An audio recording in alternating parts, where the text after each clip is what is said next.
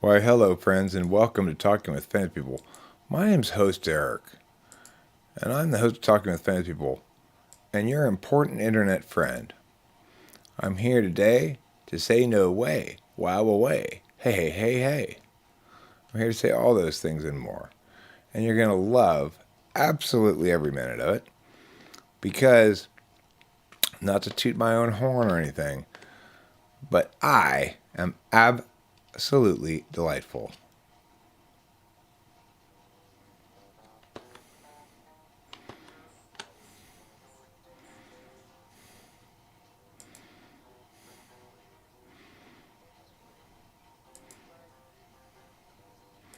Are you really that delightful, Eric? Yeah.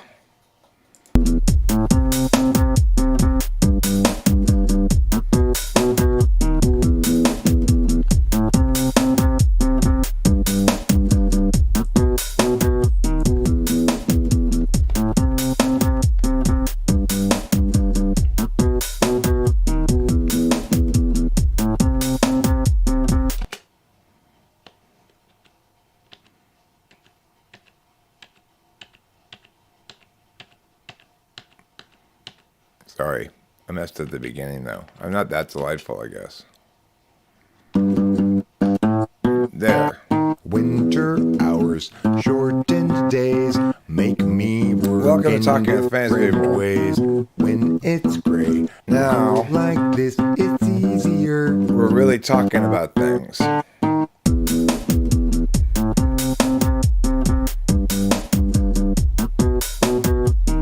I'm outside, not enough light to work more. Despite winter hours, We went to the pet store to get some feeder make fish me work in different ways. for our bigger When fish. it's gray, cool like this, it's easier. Beautiful day, cool and gray, not really much else to say. I'm outside, not enough light to work more. Despite winter hours, shortened days make me work in different ways. When it's gray, cool like this, it's easier. Beautiful day, cool and gray, not really much else to say. I'm outside, not enough light to work more. Despite winter hours, shortened days make me work in different ways. When it's gray, cool like this, it's easier. Beautiful day, cool and gray, not really much else to say. I'm outside, not enough light to work more. Despite winter hours, shortened days make me work in different ways. When it's gray, cool like this, it's easier. S to the H to the A, S to the H to the A, T-I-E-S, shanties, we're singing, I guess. S to the E to the A, S to the H to the A, T-I-E-S, shanties, we're singing, I guess. S to the E I'm outside, S to the not H to the enough A, light to work T-I-E-S, more. shanties, we're singing, I guess. S to the E to the A, S to the H to the A, T-I-E-S, shanties, we're singing, I guess. S to the E to the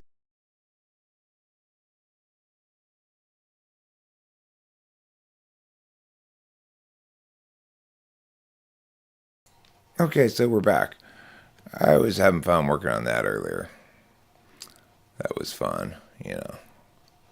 It's a little something that we in the business sometimes call fun. Those of us who are in the business of fun. That thing really rolls around and around in a circle like nobody's business. It's a beautiful day, cool and gray.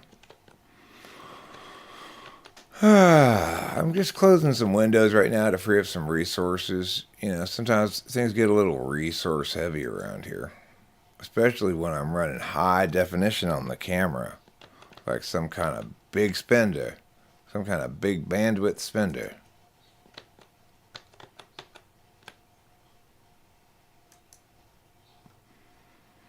They call me Little Bo Peep because I lost my sheep and I can't find them again. They call me Little Bo Peep because I lost my sheep. No matter how many men help me look, I can't find my sheep. I can't find my sheep. These sheep are things I simply cannot find.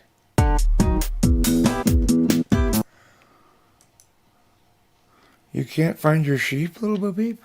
No, I can't find them. My sheep are lost. They are lost again. Every time I go outside, that's when I lose my sheep. My name is Little Bo Peep. Yo, help me out so Little Bo Peep's lost a sheep again. Yo, help me out so Little Bo Peep's lost a sheep again. Hi, I'm Dr. Eric. Are you constantly losing your sheep? If so, you're not alone, and it may not be your fault. You might have chronic sheep losing syndrome, sometimes known as the Little Bo Peep disorder. What do you think of my cool hat today? I've got a cool hat on. I've got I'm young, I'm hip, I'm urban. I've got a black hat on. It's not really age appropriate for me. Now I'm feeling ashamed of myself for my failure.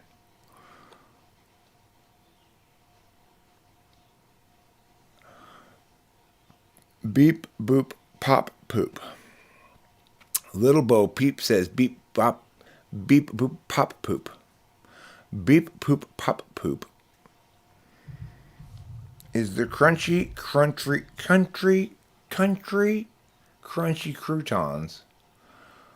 of the sheep herding world.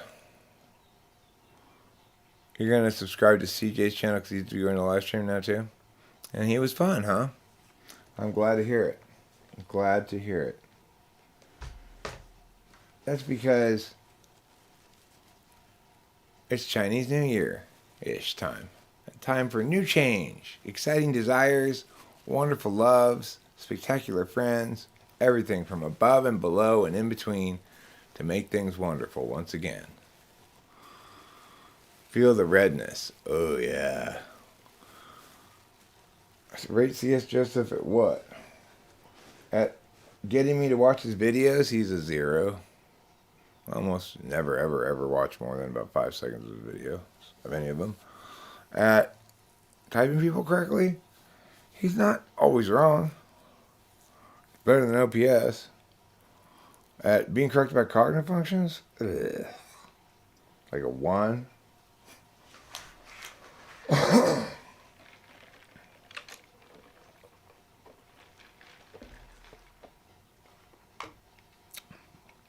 In case you guys haven't taken it yet, please do take my important new poll that I posted. What's the worst cognitive function? Your choices are TE, TE, TE, and TE. Go ahead, take your pick. I don't know if we had any moon cakes or not. There were 2 very large, and I had one of them, so I can attest to this. Quite delicious, apples included. I'm not a huge apple eater, but who's a better INTJ?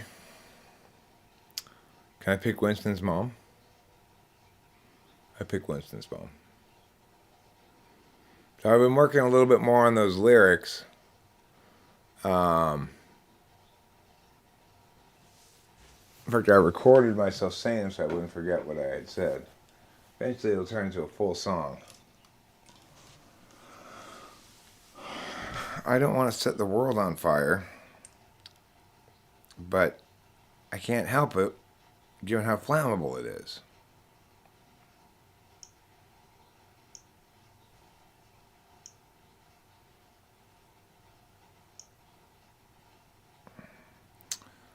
Let's see. Is it this one?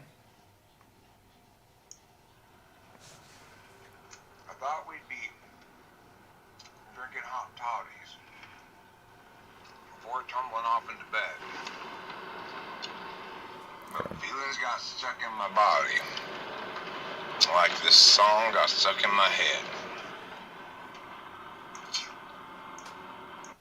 So that's the first part. I thought we'd be drinking hot toddies before tumbling off into bed, but feelings got stuck in my body, like this song got stuck in my head. I guess I was thinking of old times. I guess I was thinking of old times. Remembering Darla and Tris. Remembering Darla and Tris. But it seems like years on this hard line.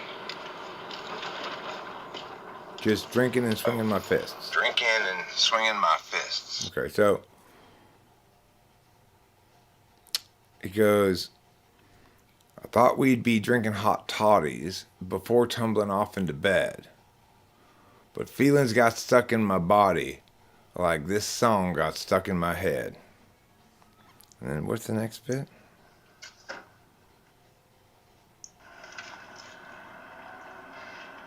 I thought we'd be drinking hot toddies. Before tumbling off into bed, but feelings got stuck in my body like this song got stuck in my head. I guess I was thinking of old times. I guess I was thinking of old times, Remembering Darla and remembering Darla and Tris.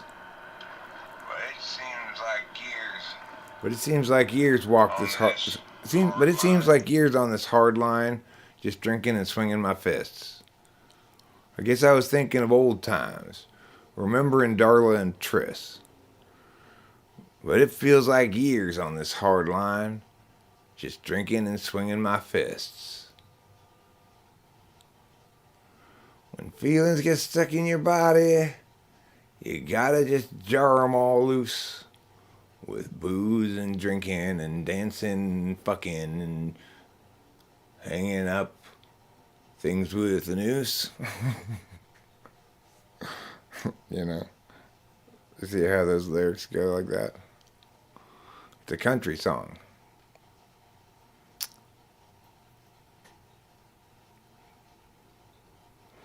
There's a typology world treats cognitive functions and stacks as complexes primarily, and identifies correlates. I think that's your major source of disagreement. I don't know how to play The World's on Fire. Strangling your own goose.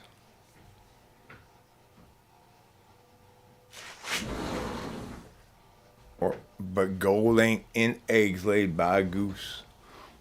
But gold's never laid by a goose. Real gold eggs ain't laid by a goose. Wise words. Real gold eggs ain't laid by no goose. I thought we'd be drinking hot toddies before tumbling off into bed, but feelings got stuck in my body, like this song got stuck in my head. I guess I was thinking of old times, remembering Darla and Tris. Feels like years on this hard line, just drinking and swinging my fists. What you saying regarding my comment? I was saying, well, it's interesting use of the word complexes, right? Like, you can use it in a really neutral sense, saying like, as treats it like an apartment complex without really meaningfully engaging the mechanics of the thing. They just see it as a large building where people live.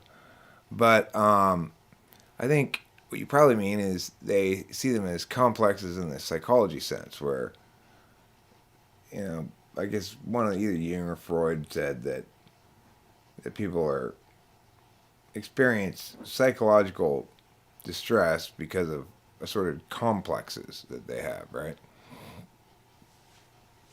I never really understood what that was supposed to be, but I mean, yeah, in some sense they treat it as a complex in that if they people, it's easy to explain to people why cognitive functions matter or whatever. If your explanation is because it helps you to fix your bad parts or it helps you to improve on your weak spots or something. But that's bullshit, whether it's easy to explain or not.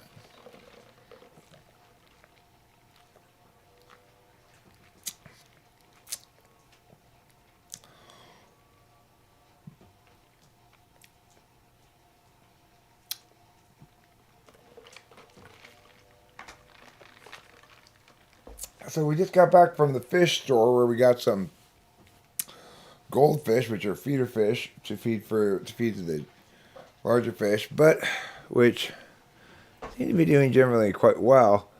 I tell you what is a shitty fish to put in the fish tank are red minnows. We got those last time and they just all like instantly died. All went into the filter, right? Yeah, they're so weak they couldn't even pull themselves away from the filter. We made friends with a chameleon at the store too. We did, yeah. There's another short from the pet store to go up with the chameleon featured, who very much had the facial expression of saying, "Meow, meow. Why are you looking at me? Meow." That was his general facial expression, I'd say. If he were an actor, he'd do a good job of playing that character. So have you eaten some of those lychees? I did eat some of They're them. pretty good, huh? Yeah, they are. I was surprised by how good they are. Battleground. It always has been and always will be, and if it were not so, existence would come to an end. Good and evil. We are not sure that one will prevail against the other, that good will overcome joy, evil or joy defeat pain. Life is a battleground. It always has been and always will be, and if it were not so, existence would come to an end. Much of our childhood complexes are developed by the age of 7. Piaget is so full of shit. We are tiny tape recorders recording everything until we grow up and begin projecting what we complex as a child. Doesn't work like that because that would suggest that all expressions of being project outward from learned frames, which is just so stupid. Piaget, you know what you can do to my Walgreens? Rachel, can you guess what Piaget can do to my Walgreens? Can suck on my Walgreens. Oh, I was thinking sucking. Yeah.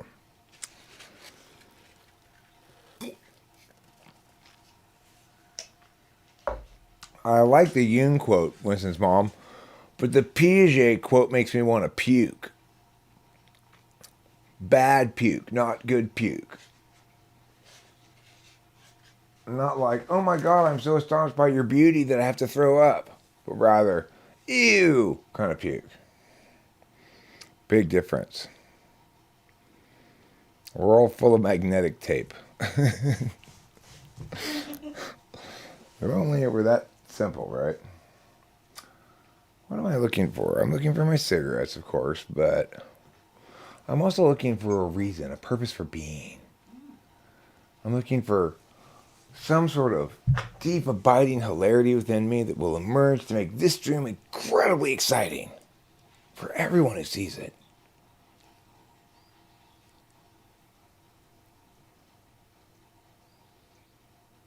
So that the whole time everyone's listening to it or watching it, they can make that facial expression of just absolutely captivated anticipation. Everyone can suck it.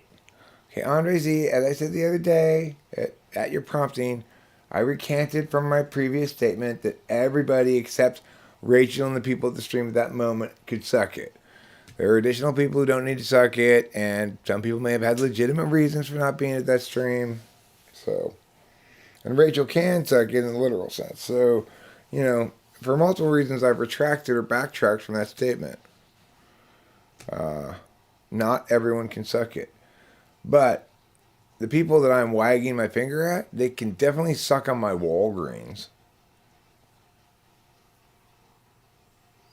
My local Walgreens, if they can fit that whole thing in their mouth, they're welcome to suck on it. CVS can maybe. See, CVS is too busy delighting me with its strangeness to suck on my Walgreens.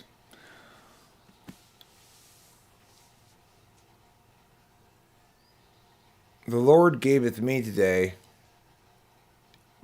poorly directed energy, and so here we are. That's the gist of it. Oh, Eric, can't you use your energy more wisely? Making wise choices. Making wise choices means choosing wisely. Today, we're going to discuss making wise choices, how to choose wisely, and the choosing of wise choices. From the Houghton Mifflin Group.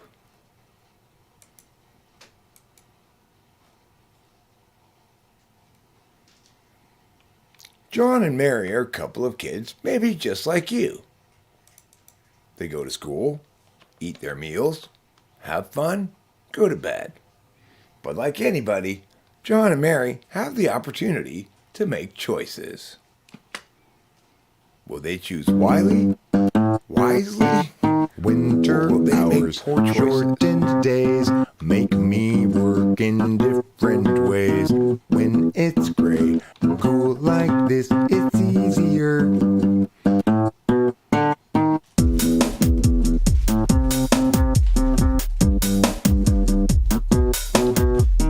I'm outside, not enough light to work more. Crazy about these. Despite winter hours, shortened days make me work in different ways. When it's gray, cool like this, it's easier. Beautiful day, cool and gray, not really much else to say. I'm outside, not enough light to work more. Despite winter hours, shortened days make me work in different ways. When it's gray, cool like this, it's easier. Beautiful day, cool and gray, not really much else to say. I'm outside, not enough light to work more. Despite winter hours, shortened days make me work in different ways. When it's gray, cool like this, it's easier. Beautiful day, cool and gray, not really much else to say. I'm outside, not enough light to work more. Despite It is samples used in LMS, which has folders full of different kinds of drum machine sounds. They're similar to like 808s or whatever, you know. I don't remember what I used in this particular instance. Club ENTP asks, did you see the one I dropped this morning? Could be referring to his poo or a video. Either way, he wants you to look. That's textbook ENTP.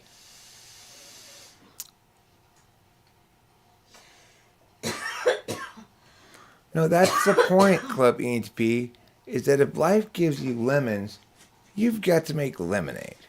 But if life gives you lemonade, you're already done. Okay? That's the magical point here.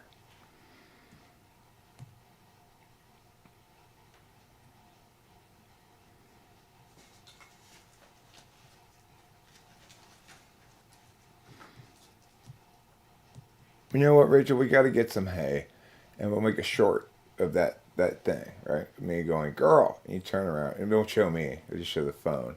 Girl, and you turn around, and I go, hey? That'll do well, I bet. I think so Or too. that'll do really well. So, Craft store probably have some. you quit drinking. Good for you, Club ENTP. Good for you. I quit drinking too, because alcohol makes you feel like poo. Yeah, Yeah. You quit drinking. Good for you.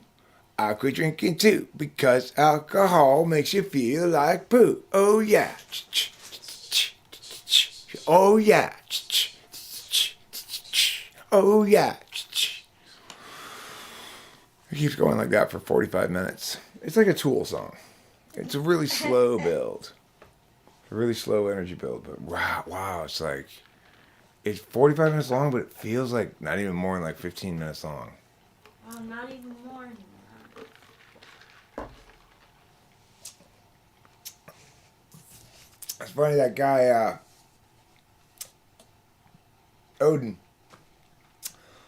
and I were having a fun, kind of good eye-to-eye conversation about aesthetics and how the ESP drummers are good in the moment figuring out what beat goes under shit and stuff. And then he's like, yeah, and like my favorite band is Tool. And I was like, oh. I was so effing good, I didn't say a goddamn thing. Aw. I didn't shit on Tool at all. For not even 1 second did I shit on them. Wow. We're not even... Even though clearly Tool deserves to be shat upon mightily. Because they suck ass.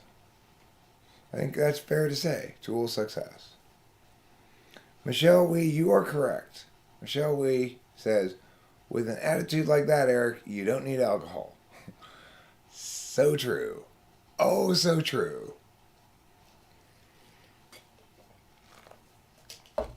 That is some true ass words right there. Just imagine me even more like this. Ugh. I like you. Michelle Way asks a provocative question. How does an ESTJ love that guy Odin? Hey, hold on a second. Wait a second, Michelle. Maybe you're not an ESTJ. Maybe that's what we can conclude from that. Is that what you'd like me to say?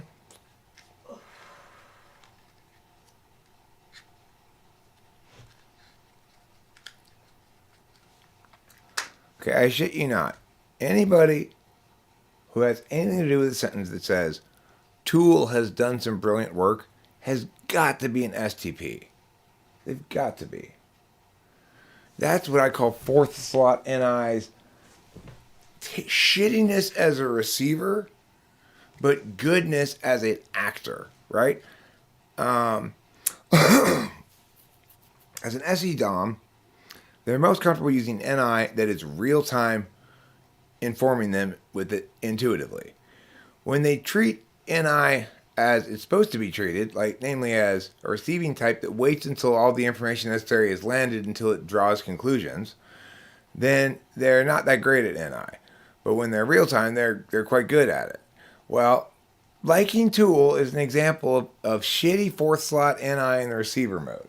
If you know how to like things correctly, you know that liking Tool is something that people who know how to like things correctly don't do. What's good about them? Their songs are way too long. Lyrics don't matter. I mean, they can ruin a song, but they can't make it. Okay, well, I did say shitty fourth slot NI. I'm sorry, ESTPs, Club ENTP, you and I are going to have to have a little huddle over here. Here, listen. Hey, Club ENTP, don't tell Legends Fall. We're having our own conversation. Legends Fall, look over there for a second, okay? Club ENTP, look. These ESTPs, they might be even really good artists or whatever, but they think they've got good introvert intuition, and it's actually shitty. So we have to kind of be nice about it while they're around. Kind of be like, oh, good job with your intuition there. Or else they get really fussy about it, okay? So just just be like, yeah, I love Tool. They're fantastic. Just be like, put on more Dave Matthews. It'll help us all get along better.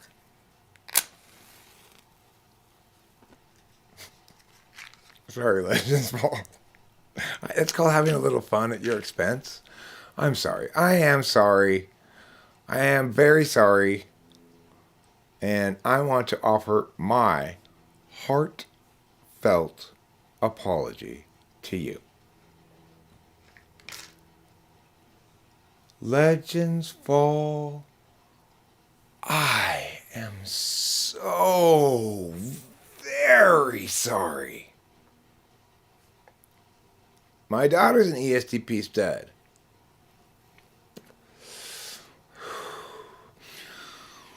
Don't get me wrong. I'm able to compartmentalize well. When I'm talking about that, I'm excluding her from my. She's not really in my thoughts at all. So I don't think of her as being a type. You know, she's just Delilah, just like I'm just Eric, right? I don't think of myself as being ENTP usually. I go around my day. I just think of myself as being a guy.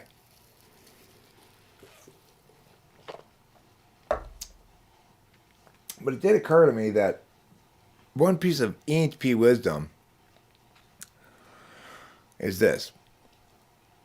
Well, I've never attempted it, so I'm sure it'll work fine.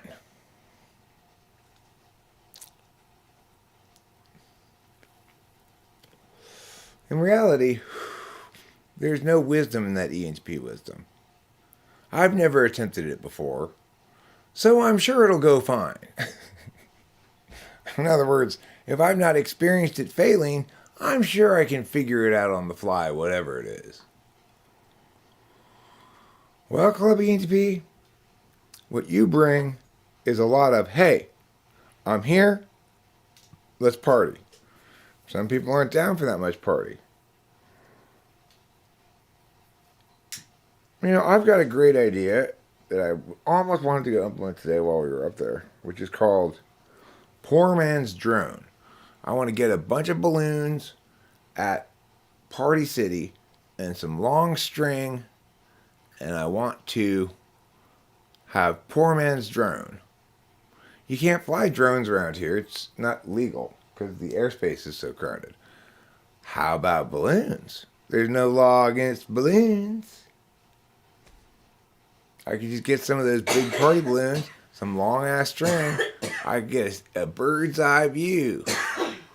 A bird's eye view of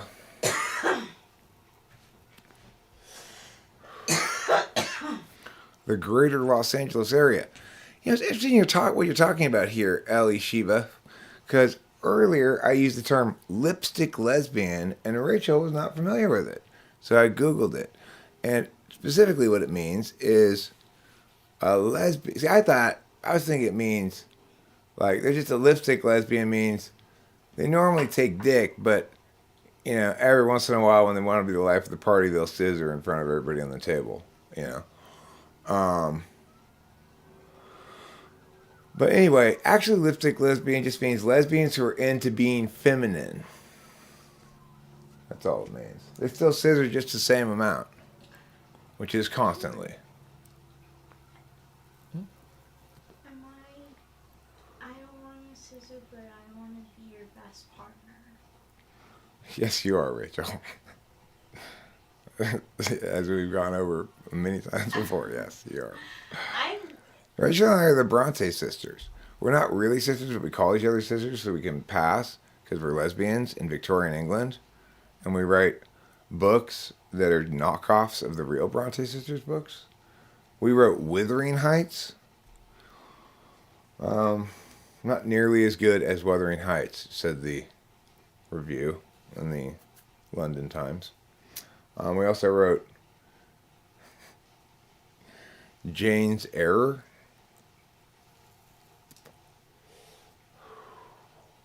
What else did the Bronte sisters write? I don't know. Those are ones that I know them for. Suck My Clit, I'm Bronte. That was the name of a one-act play on Broadway. Hi, Mattias.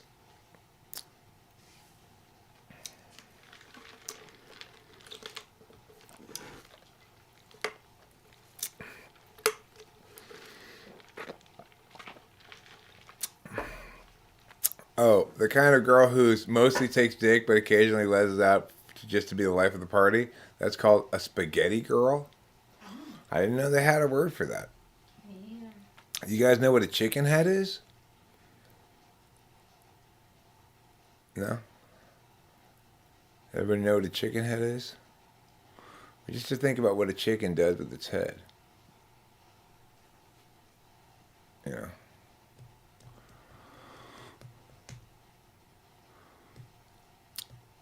So if you want to have your own version of, well, bless your little heart, then you want to be insulting somebody and then probably confuse them, though. Say, thanks, chicken head.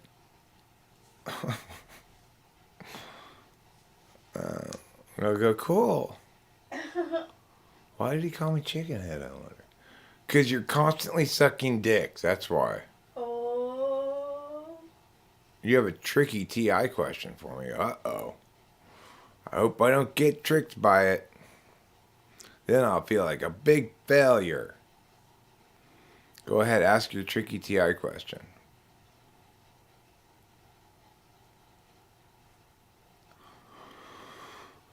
It's a beautiful day, cool and gray. Bum bum ba dum ba dun dun da da doo dun da doo. Bum ba da doo. Dum bum ba doo doo doo doo doo doo doo doo. ESTPs are think fast, talk smart people who want control minus commitment. They are written as promoters and are entrepreneurial spirits. Here's the problem. That sounds like not a question. It sounds like a statement. Your obsession with TI is, by analogy, the equivalent of an ESTP's obsession with his ability to accurately predict stuff and make nice statements. No, because ESTPs and ENTPs both have TI in the second slot. Though that analogy breaks down before you never even put the engine in the car before trying to drive it. I mean, the thing is, the equivalent would be if I had a lot of obsession with my memory always being right. Okay? That would be the equivalent. But that's not equivalent. And I don't have an obsession with TI. It's my operational value. It's how I operate in the world, whether I want to or not.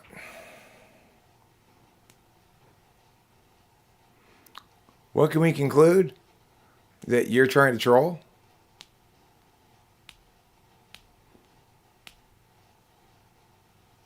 I mean, we can conclude whatever we want. What's justified by the assumptions and deductive reasoning?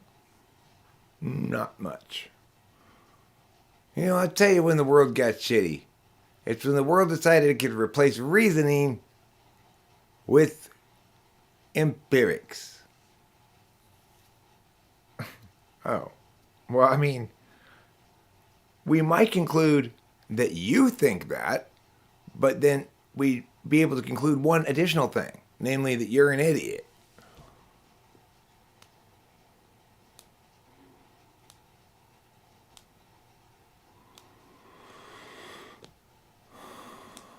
Yeah, would an ENTP's equivalent be the SI compulsions like smoking or leg bouncing? Yeah, they would be the equivalent right there, for sure. I eat pineapple and olives on my pizza a lot. I do get Canadian bacon and pineapple a lot, but it's because it comes like that without having to order it. You just push Hawaiian or whatever. Clashing Games is just into clashing games, you know. So he comes in to try to create some clash. Ain't nothing wrong with a little clash. In fact, a common critique on a debate palace is there was no clash in this round, which means they talked past each other and didn't respond on point or something, you know? You were expecting a better disinterested calculus. Well, unfortunately, disinterested is one of those things like pregnant and falling. Okay? You're either disinterested or you're not. My head looks like a bucket, and my bucket looks like your head. Amazing. Canadian bacon is not really Canadian bacon, says Michelle Wee. She's Canadian, she'd know. Real Canadian bacon is maple syrup. remarkable. I've seen Clashing games do better before, so I'm going to say yes, Clashing games can do better. But, everybody's hit and miss. Just because you got one best song, necessarily all the rest of your songs aren't as good, right? So you just got to keep on getting up to the old plate, swinging that bat-a-roo, and figuring the numbers will eventually favor you, and you'll get a single, or at least a walk, or maybe a hit by pitch. Hey, it's Kugfsa. Hey, Kugfsa. It's contract under Guadalupe Fur Seal. Yes, that's what Kugfsa's name stands for. Contract under Guadalupe Fur Seal. Kugfsa's been around here for a long ass time.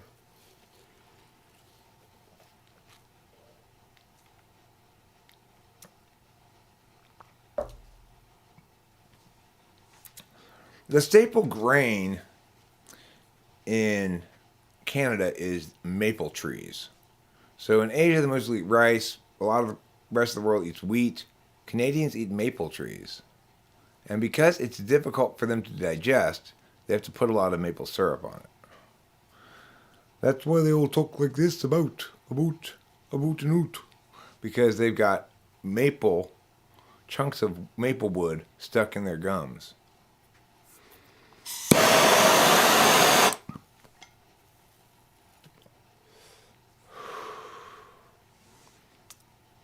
This is Maplewood smoked bison penis jerky. Wait. There's one word in there I might have missed.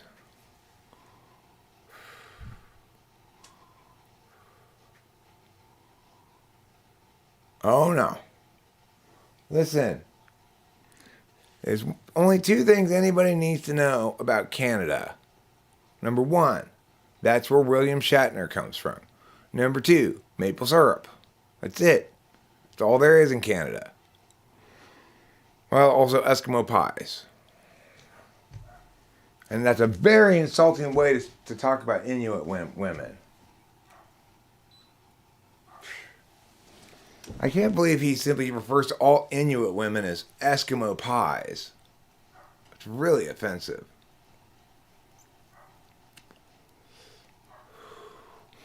Oh, I said Shatner. I'm not afraid to say Shatner again, too. Shatner, I barely knew her. Bachman Turner Overdrive. I don't think they're good, but I can't even think of any of their songs at the moment. You know what's a good song? Ba-da-na-na-da-da, ba-da-da-da, ba-da-na-na-da-da-da, ba-da-da-da, ba-da-da-da-da-da, ba-da-da-da, ba-da-na-da-na-na, ba-da-na-na-na-na-na-na, ba-da-na-na. Isn't that a good song? Armenian woman, stay away from me.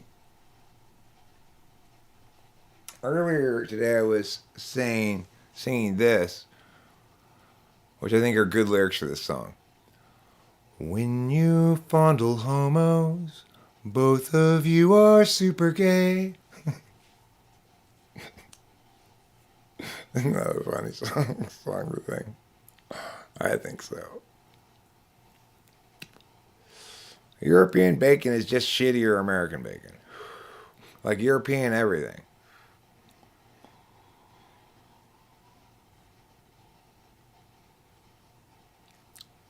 All of Africa's problems could be solved by the introduction of fly swatter technology.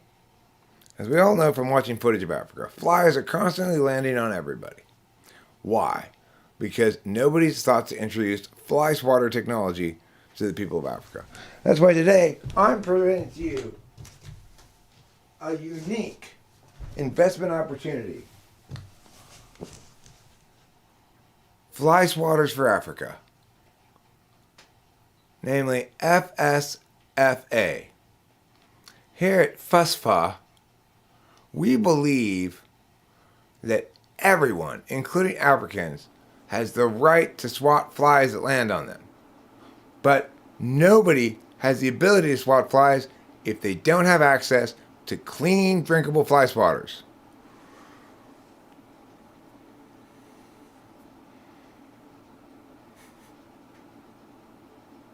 Leave Africa to their sticks. Racist much, Michelle? Hey, Africa is a very diverse continent. Okay? Very diverse continent.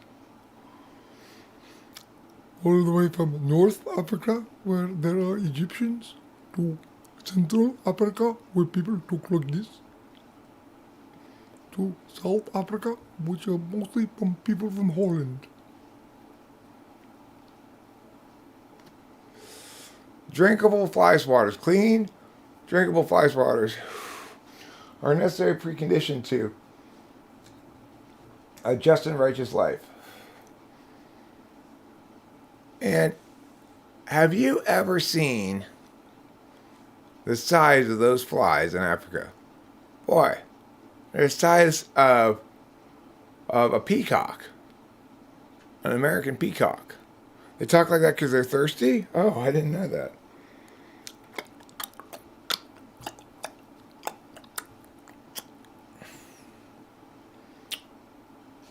The great thing about Africa is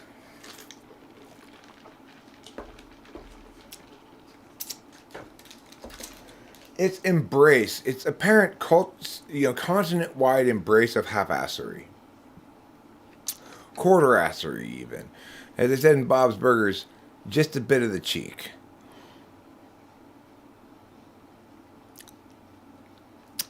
My best example, my favorite example, I mean, Africa's like, as Spain is to art restoration, Africa is to everything.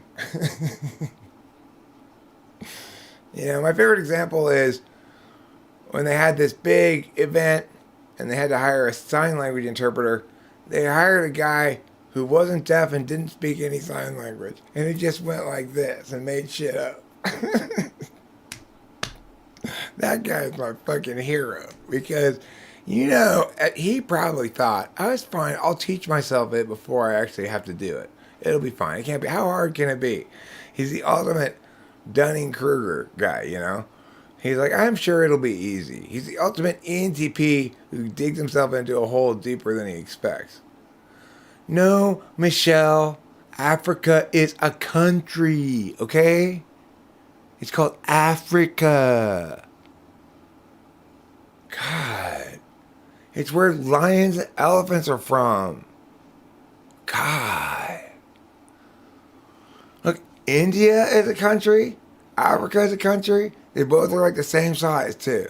Okay? So, that's it. I win the argument. Hey, I rode on the plane one time and sat near a South African girl, a white South African girl, who explained to me, this was way back in the day, that it was fine. They needed apartheid. Without the guiding hand of the white people, the tribes would attack each other. She explained it to me on the plane. It was fine. Zaire is a city in Africa. Doy. Like we have California, but it doesn't mean we're not part of the United States. Hello. God, why don't you take some geology lessons?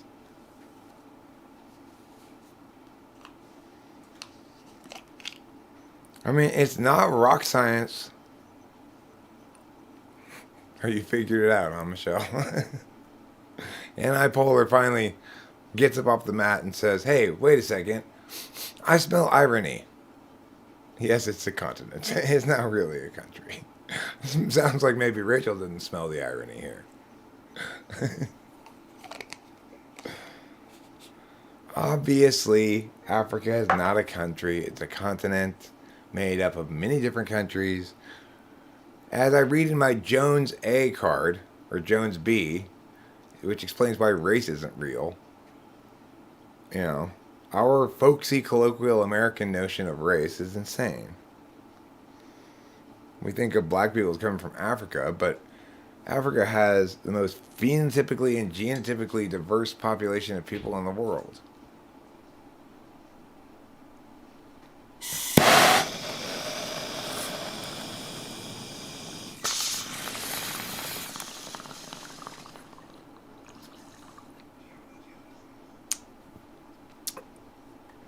Plus some of the whitest teeth you will ever see, okay?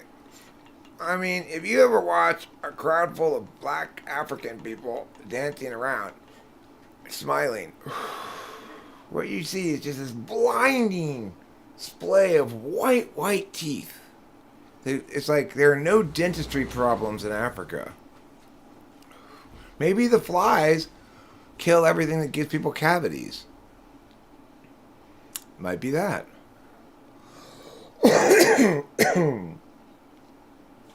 One of my favorite things about Africa is the prevalence of anarchic warlords. I mean, talk about an effective form of governance. Ain't nothing like an anarchic warlord to teach you your place. You know what our African country needs? Child soldiers. Let's find us a militarized warlord to take over and tell us what to do. If I were to be reincarnated into another human being, what race, gender, and place would you choose? I'd be me, transracial, wherever I am. Whenever and wherever I am. And everybody else would just have to gather around. Gather around. Look at me, everybody. I'm here. Call me whatever you want. Thanks, Rubenar. I'm a legitimate, professional, serious. Take me seriously. I am legitimate. Okay?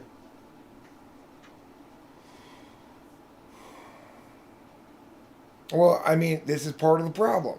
People want to blame the Chinese for killing the rhinoceroses so they can snort their horns so they can get boners. But really, what are the birds doing there? What do you think the birds are there for?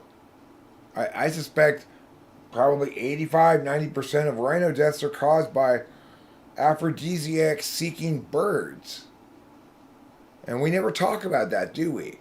We never talk about that. I do identify as transracial right now, Andre Z. Because it's implicit to my being, okay? It's part of who I am. It's my core ontological construct.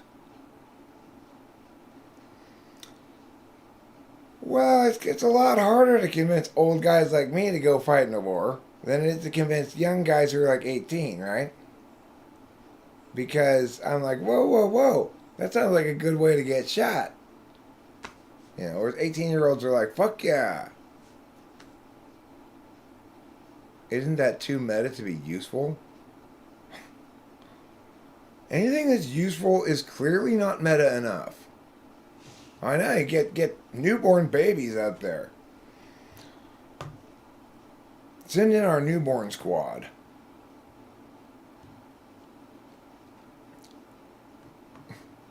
Newborns are basically very slow kamikazes. You just strap a bunch of dynamite to them with a really long fuse and have them crawl towards the enemy lines.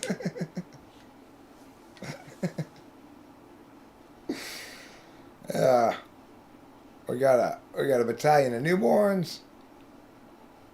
We got our toddler Air Force. Basically, we throw them as far as we can. Again, with a bunch of dynamite strapped to them. We got our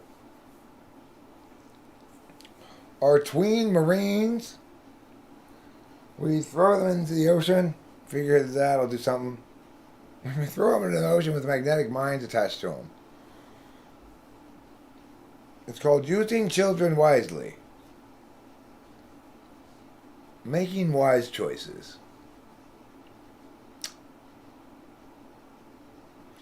I'm trans a lot of things, Alicia. I'm trans-ageal. I go from about 6 to about 14. My usual age range. Emotionally, spiritually, you know.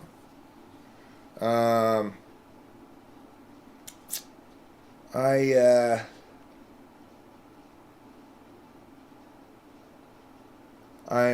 transracial, yeah. I'm transgender.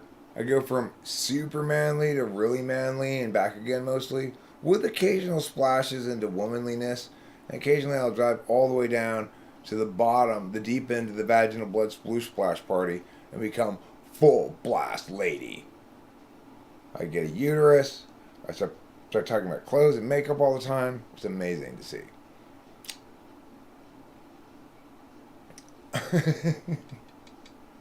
Jonathan Basandi, that may be a you thing. I'm not sure that one universalizes. You may be using your SI here when we're looking for more of an NI thing.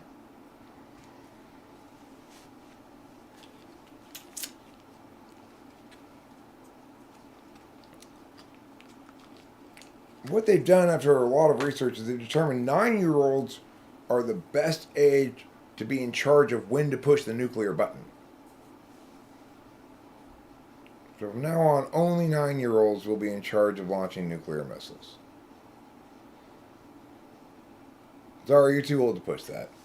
But I just turned 10. The point is, you didn't push it when you were 9. I guess that's why we have the rule.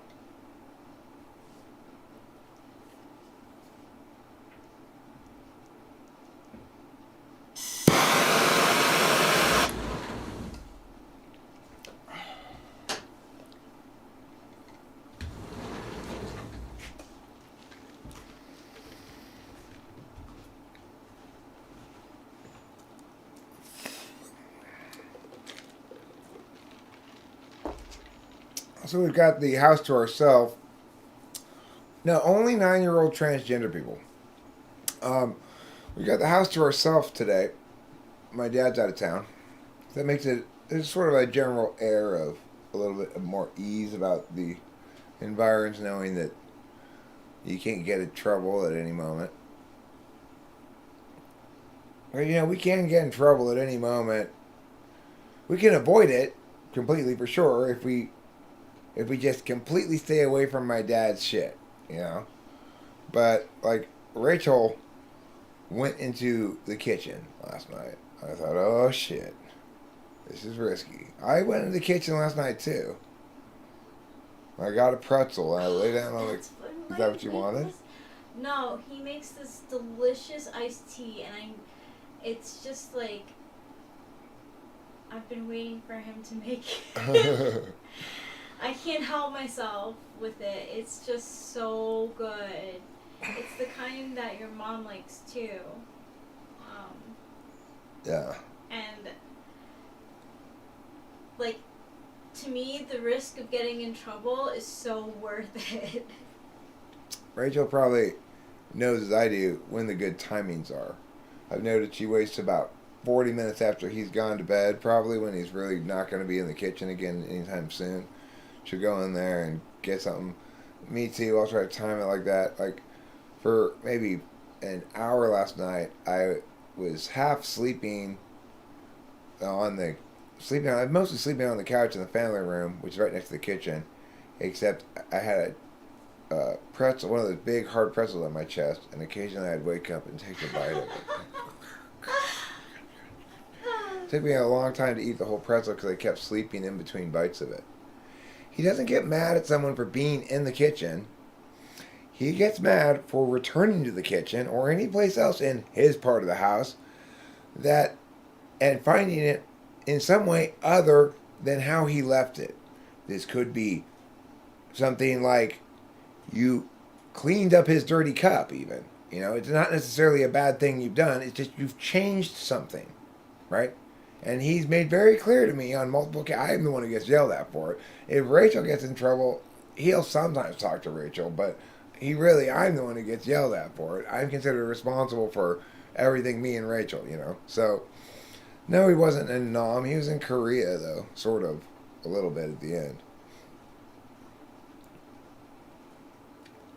Not really in Korea. I mean, he was on a boat near Korea at the end of the Korean War, which is not the same thing as being in Korea, but he was in the Navy at the very tail end of the Korean police action, which is still ongoing. So technically, everybody who's been in the military has been in the Korean War since Korea.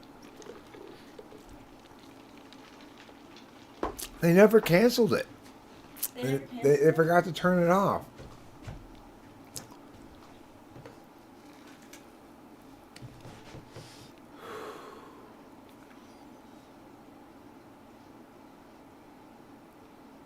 My dad did not star in MASH, no. They wanted him to, but he kept explaining what was historically incorrect about what they were doing. And, there's tennis on right now. So they said no thanks, eventually. Like, I went in the other day and said, you want to watch the USC basketball game with me? No. I'm watching the quarterfinals of the Australian Open. Okay. Cool. Girls poo? Hold your horses.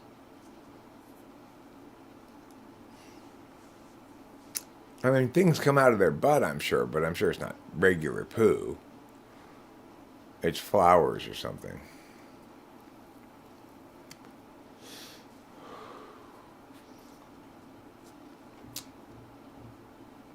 He was trying out for the role of the guy who says, Eric, son, can we talk? Oh, fuck, what did I do? Oh, it is not fun. Now, I believe I've talked to you before about the, Whatever I've done lately, I'm sorry. You haven't done anything, you're fine. Rachel really pushed her luck the other day when she was kind of before she started taking her meds again. She went and got herself a bowl of my dad's ice cream. Now, the response to that is almost always going to be,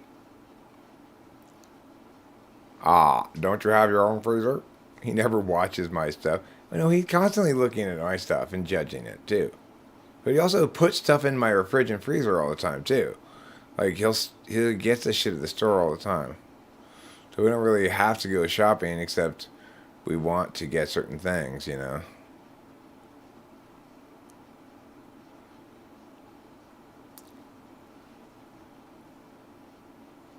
I want a girl who will eat my best friend.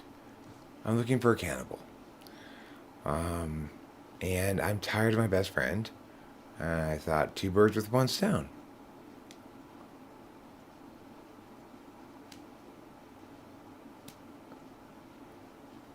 Excuse me. I'm a YouTuber. Can I get a little bit of service around here, please? Yeah, YouTuber here. Can I get to the front of this line?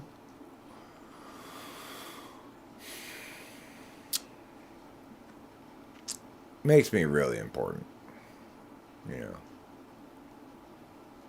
What do you do, Eric? I'm a YouTuber. Like, is that your job? Yeah, sort of. Kinda. I mean, not really, but, you know. In theory, if I tried to do things differently, maybe it could be. Is it usually at the middle, end, or beginning of your day that you make your live streams? You get that word usually, you kick it right in the patooey. Okay? We don't want anything to do with that usually. Usually is not a friend of mine. Usually is something that makes me usually do something else than what I usually do. Oh, does he ever look at my content? No. He could not care any less about the actualities of what I'm doing. Like, to the extent that things I do have value, independent of me, that is also independent of me getting money, okay? Some people might say, well, in various ways, Eric, you're a failure, but you've got these, good pieces of work that I respect, and or you've you've done a lot of stuff in terms of explaining, yeah, that's helped a lot of people or whatever, and I respect that. You might say something like that. Whatever it is that you think you might respect about me is not something my dad respects. Whatever that thing is. Okay, so it's like, um, it is just he has zero interest in anything that I create. He does not want to listen to anything I play or make. He he just sees me as I don't know why you think you've got time to be doing that when you're living in a back house here at 50 years old with your girlfriend. It's like that's the gist of it, you know?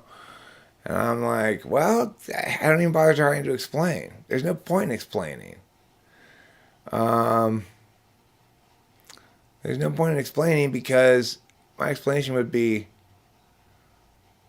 like I like what I'm doing. I like these things. I think stuff I'm doing matters somewhat. And he'd say, you know, well, aren't there some other things you ought to be prioritizing first? Like, do you have any kind of CDs, any kind of IRAs? You know, I'm like, no. Jalix Jartman says Joe Rogan's an ENFJ. He might be. You never know. That sounds about right, really.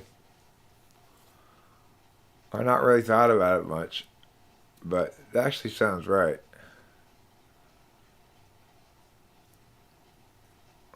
How can you ask all those people the same questions? They're different people. I guess that's an SI frame of reference versus an NI frame of reference. I mean, I've sort of casually referred to him as an ESTP before. He seems to have some ESTP-ish qualities, but he's also, you might say, easily swept up in things in the moment. He doesn't seem to be particularly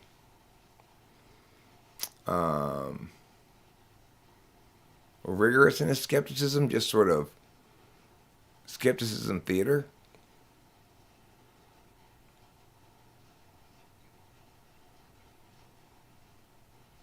No, he's got no idea what he I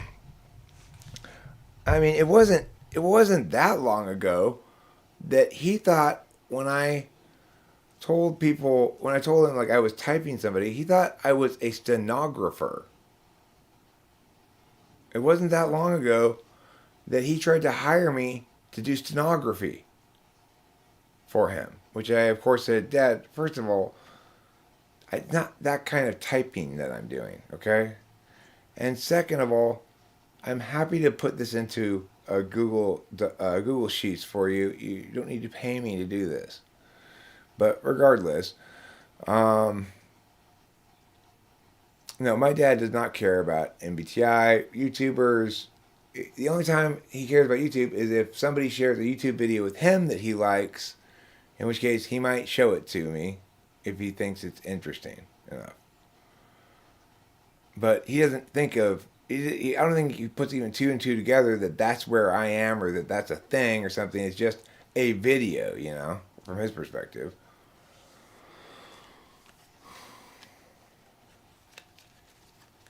He does not have attention to be directing to such nonsense, really. He knows that he's got to go to the store today. He knows that Jane maybe needs more meows coming up soon. He knows he's got that thing coming up. And if he knows he's got nothing coming up, he's thinking, you know, I think I might go to Laughlin. And he does. And now he's going to Laughlin. That's what he's got on his mind, I'm sure. And probably... And he knows that we're going to Cheesecake Factory on Monday, so that means that he could take a nice trip to Laughlin for a few days. And in the email he said he might stay an extra day, maybe not. Yeah, So, that's how he keeps shit open-ended. What he's probably got in mind is, I'm going to go to this place I like to go to. I go there every time. They've always got a great meow meow meow. I'm going to have that. And then I'm going to go back to the room. I think I'll probably watch the meow game. Maybe we'll go down and play a little Keno. I'm back up to the room. He probably is thinking that shit in his head.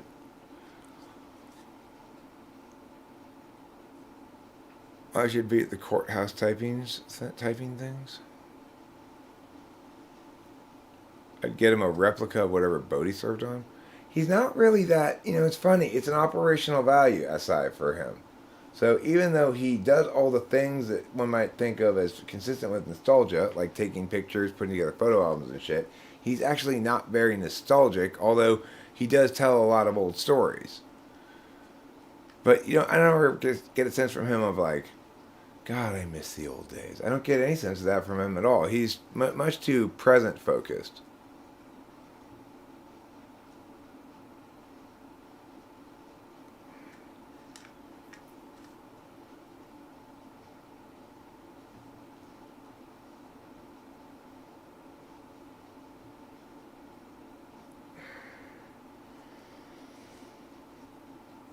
Poking my ear with a match. Don't poke too far in with that. Poking my ear with a match. Gotta be careful as you scratch. Yeah, the shush inside of your ear needs to be scraped, and a match is good, dear. But be careful with that when you scratch. 'Cause you don't wanna poke your eardrum. Yeah. Scratching my ear with a match. You enjoy the voice I used to impersonate my father, similar to the voice my sister uses to impersonate your father? That's cool. I mean, there's the dad thing. I saw a funny commercial the other day watching the football game, and it's about how, like, young homeowners becoming their parents, and they were all standing around talking about the parking situation at the game until somebody finally said, okay, can we stop talking about parking lots? As an intuitive, it just sort of made me laugh because I've encountered that scenario in life just way too often, like with a group of people and they're talking about, hey, pretty good parking spot. Yeah, it won't take us more than 10 minutes to walk from here to there. I know a lot of people who come later, they're going to have to park way back there. Yeah, that's quite a bit farther over there.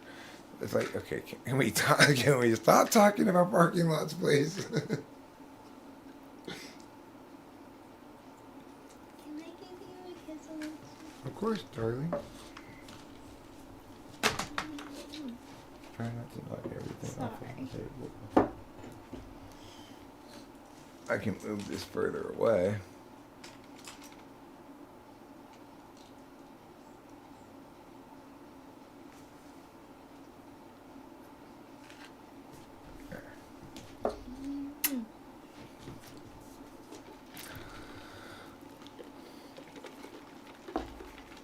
Clubbing TV says, oh shoot, I've got Prizizot Brizizidownies in the oven. I've got to run.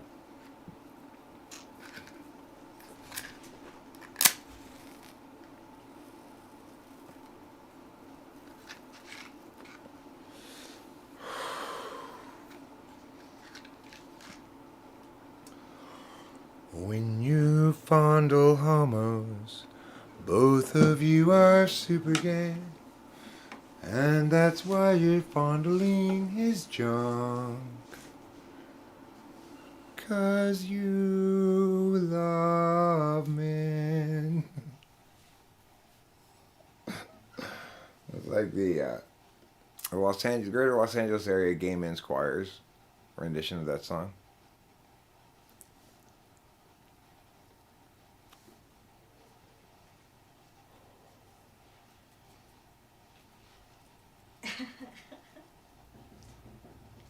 They changed the lyrics. Alright, everybody, man from the top. When you fondle homos, both of you are super gay. That is why you're touching all his junk. 'Cause you're gay men. Through the summer and the fall, we touched each other, that was all. No, it doesn't mean the dream necessarily over. I just felt like playing this.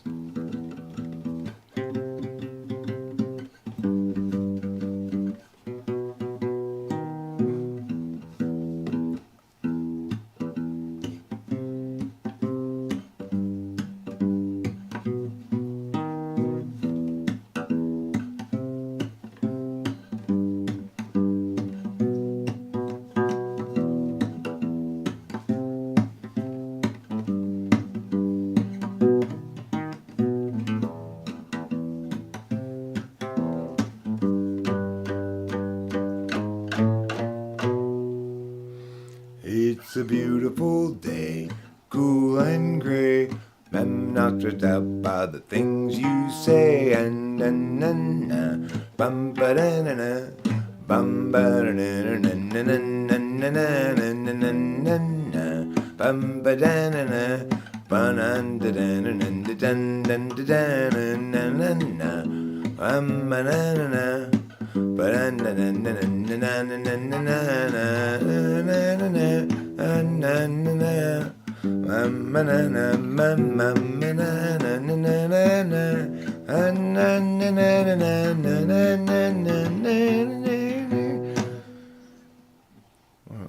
She's such a bitch, and such a cunt, and such a bitch. This is part of the original song. Says that it's a song about Liz. I was mad at her at the time.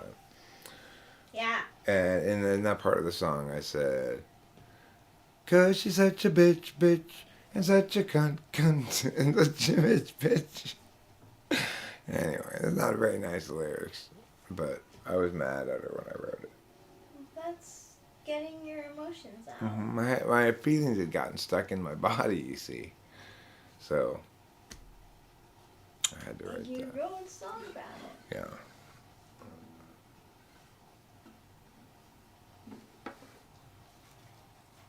I write the songs that help the whole world sing. Oh, Isn't that nice of me? it is. Winter hours, shortened days make me work in different ways. When it's gray, cool like this, it's easier.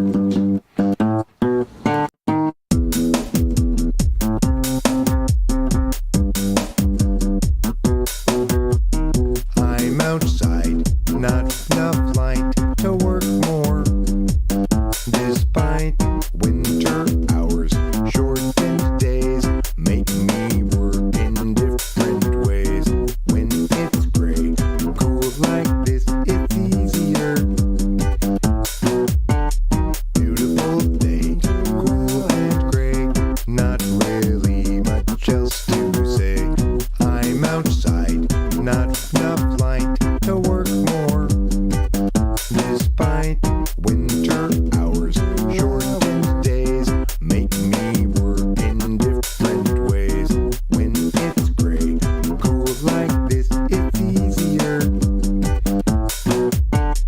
Beautiful day, cool and gray, not really much else to say.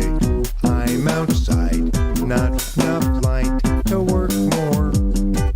Despite I don't want to work inside no more. I don't want to work inside the doors. I don't want to work inside the store. I've got lots of fun in store. I don't want to work inside no more. I don't want to work inside the doors. I don't want to work out on the floor. I've got much more fun in store. I don't want to work inside no more. I don't want to work inside these doors. I don't want to work out on the floor. I've got much more fun in store. I don't want to work inside these doors. I don't want to work inside this store. I don't want to work out on the floor. I've got much more fun in store. winter hours, shortened A lot more fun in store today. Oh yeah. when it's gray, cool like this, it's easier.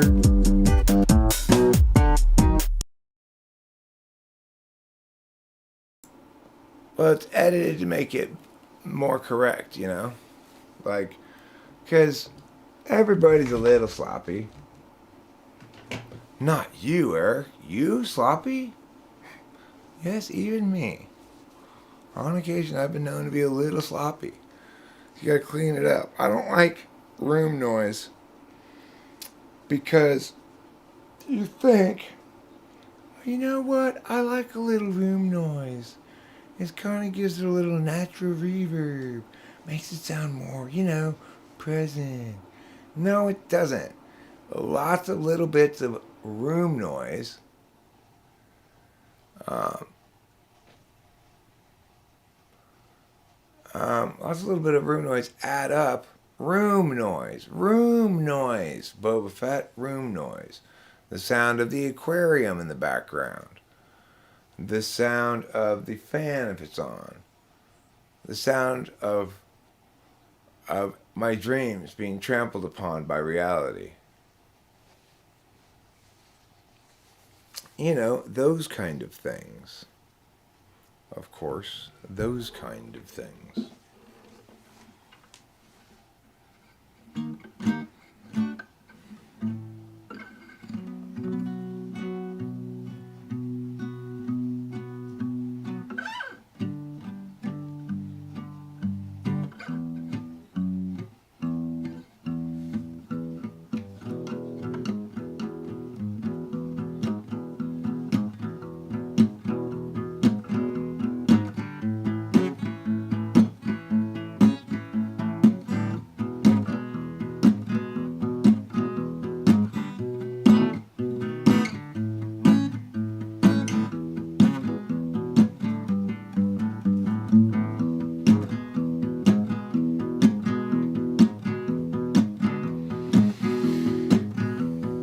I've had the blues since the day I was born. I've had the blues that I knew were inside a thorn that grew inside of my skin, a poking, pointing me then and saying, I've got the blues tonight.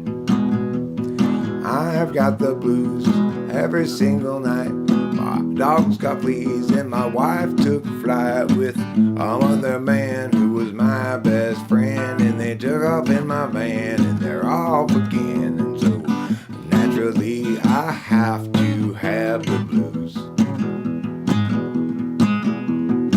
The blues are for people got troubles. The blues are for the people who sad. The blues are for the dead dogs and the dead mom and dad. If you've forgotten that, then that's totally sad. But regardless, I've got the blues. I grew up on the Delta in Mississippi. Next to the water, I learned how to lie in the sun, where I got all brown and stuff. I learned how to suffer, I learned how to suck, I learned how to make goose from a duck. I said, yeah, well, this is living on the Delta. Now they call me old blind somebody, Delta blues musician who's got me. He's living in the American folk music tradition. Started out, baby, playing Negro spirituals. Started out as a baby, I played Negro spirituals down at the Baptist church, and I sang with the great big lurch. I brought the snakes out from the box and said, you hold this snake, it won't bite you solely. At least it might bite someone else instead. I got the blues all of the time. The only hues that know how to shine in my life are shades of blue. I got the blues and also reds and sometimes yellows. And said I got the blues. Yeah, I got the blues. My dog has fleas and my wife has left me. Everybody is dead and bereft me. I'm very, very sad and I'm drinking at a bar alone where I'm clinking ice against the glass and I got the blues. Thank you. You might well say, Eric, that's not a blues song. Well, it's sort of blues-ish. It's blues derivative, we might say. The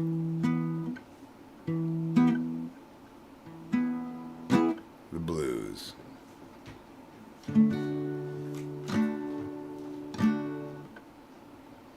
Let's write a contemporary Christian worship song, shall we?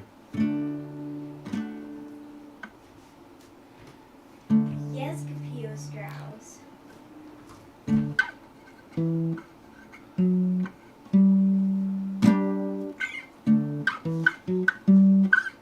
And 'cause I know you're with me, Jesus.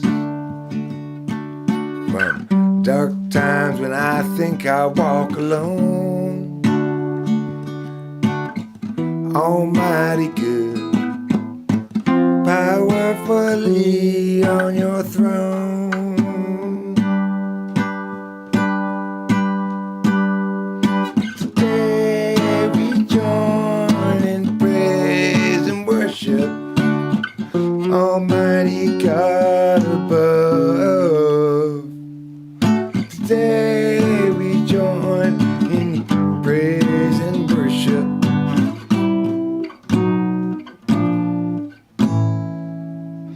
I have to get accustomed to that. There's certain kind of like key and kind of chord progressions they use in those worship songs that I'm not accustomed to using. So my fingers don't naturally go there. But you can almost feel like how those songs are built. Like,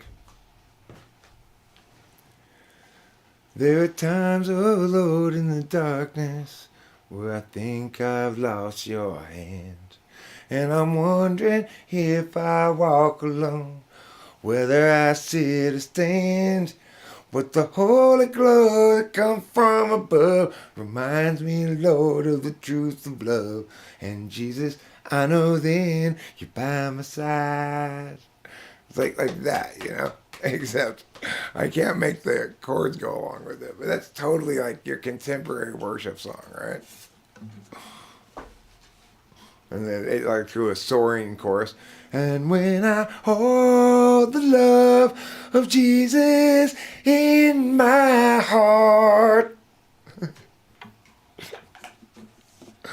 do you know it so well? It's a certain kind of archetype. It just sort of smacks you in the face, you know.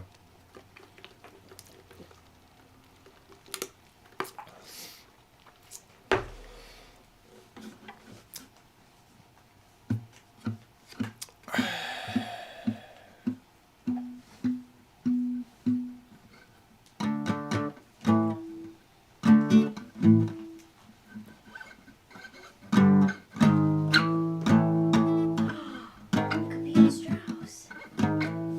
You got your winner. I heard about you. Mommy and Daddy love you so much, Fish knows. Yes, we do. This is like a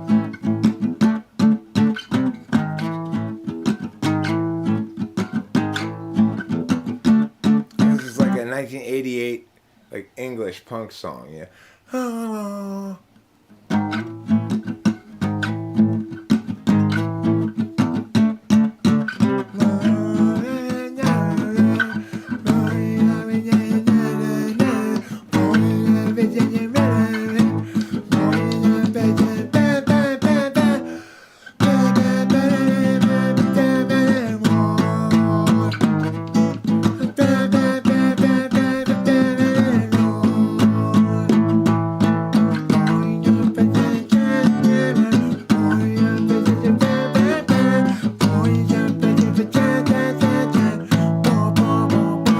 Yeah, it's like that sounds like a certain era of like trashy pop punk.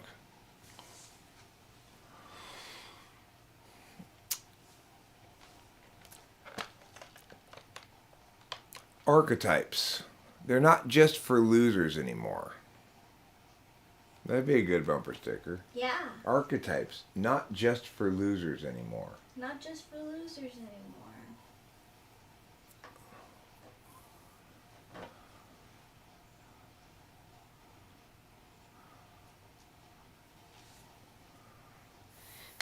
Yeah, Jonathan Mazzanti, I was just going to say Ramonesy, And it made me want to pull up as another example, as an example of that thing. Makes me want to pull up Sheena is a Punk Rocker.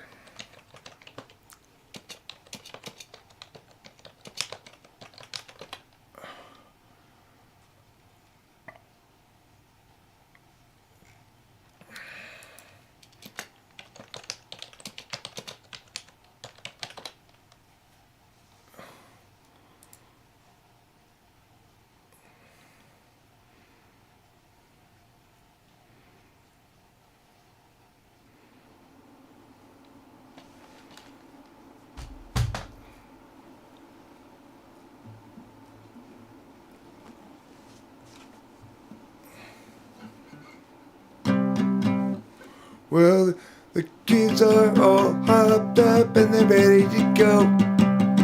They're ready to go now. They're all in and let's go take a go. But she just couldn't stay. She had to break away. Did he has it all? Oh yeah. Okay, I am not used to playing this kind of guitar, but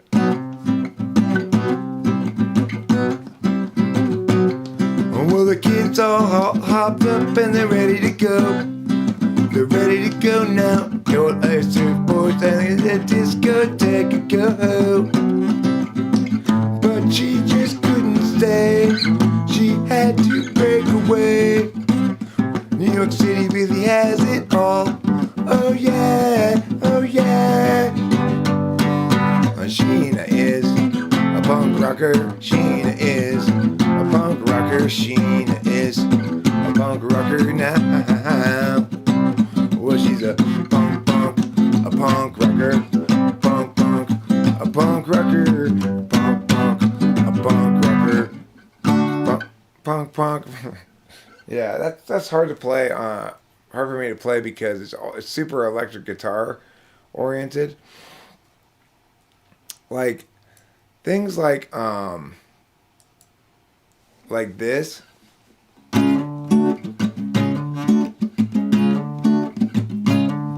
Are easy to play on the electric guitar and really hard to play on an acoustic guitar.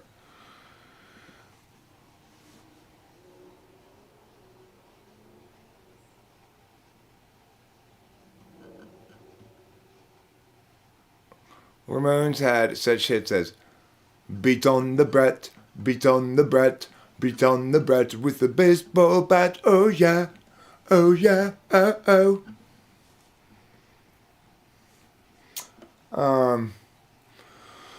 But the band that people don't know about that's very much like the Ramones in some sense in its song construction and is quite good is Sloppy Seconds. So if you were to look up, say, Sloppy Seconds, Veronica, chords and lyrics, or Come Back Tracy. Come Back Tracy is a song. Sloppy Seconds have such songs as I Don't Want to Be a Homosexual, Come Back Tracy, Why Don't Lesbians Love Me? Is one of their songs. Which is pretty funny. That is.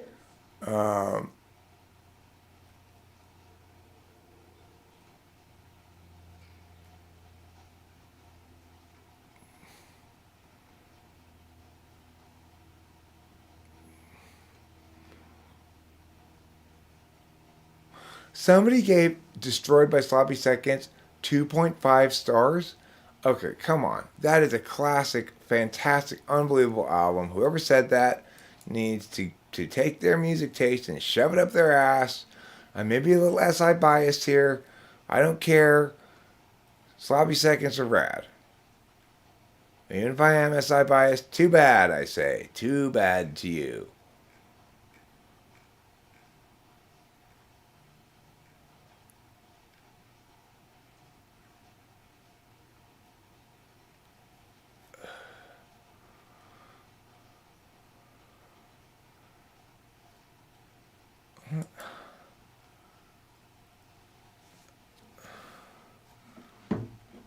Where's the lyrics for this?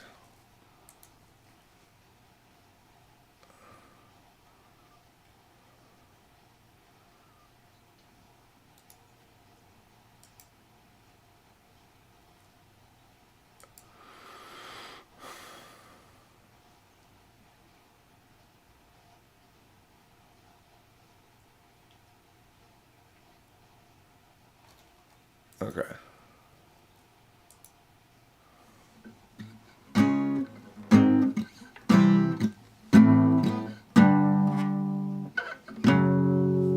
I don't think that's the chorus for it. I don't know, I can't find it. I'll play one of their more famous songs in Veronica. Veronica goes like, I miss Veronica, Veronica's dead and gone. I miss Veronica, and just before the dawn, I pray the door will open wide. Someone will walk inside, but it's not Veronica, my sweet suicide. It's a it's a song about his girlfriend who killed himself. I miss Veronica beneath the mistletoe. No happy Hanukkah if she's 6 feet below, and though I breathe a heavy sigh, my eyes are cold and dry 'cause I miss Veronica, but not enough to cry. Those are some silly lyrics. Those are some ridiculous lyrics.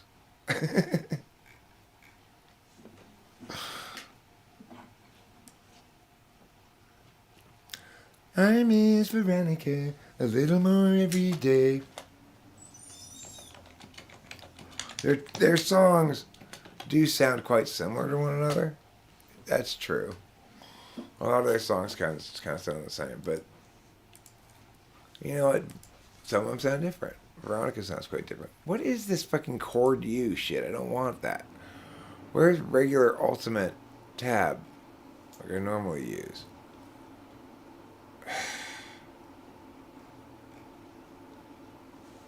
B, F, sharp, E, B minor, F sharp minor, A, D. I don't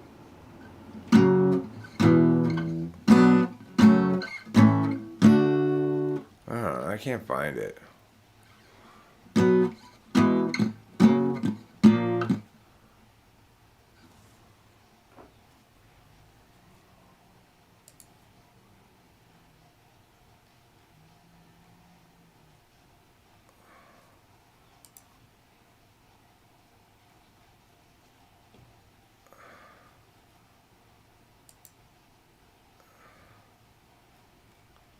This is useless the way we got this thing structured.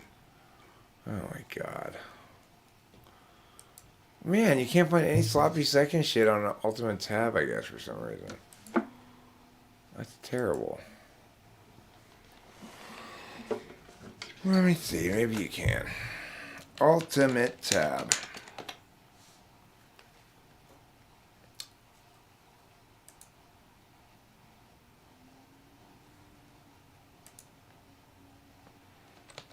Sloppy seconds.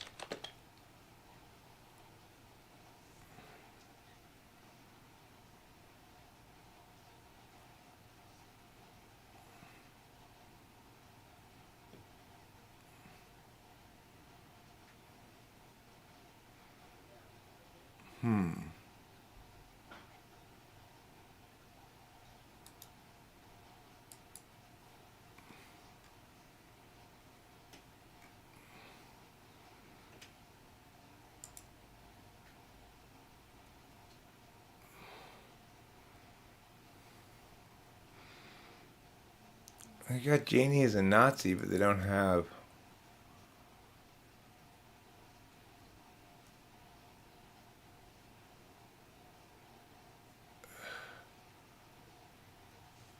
I can't remember the tune to this one, though.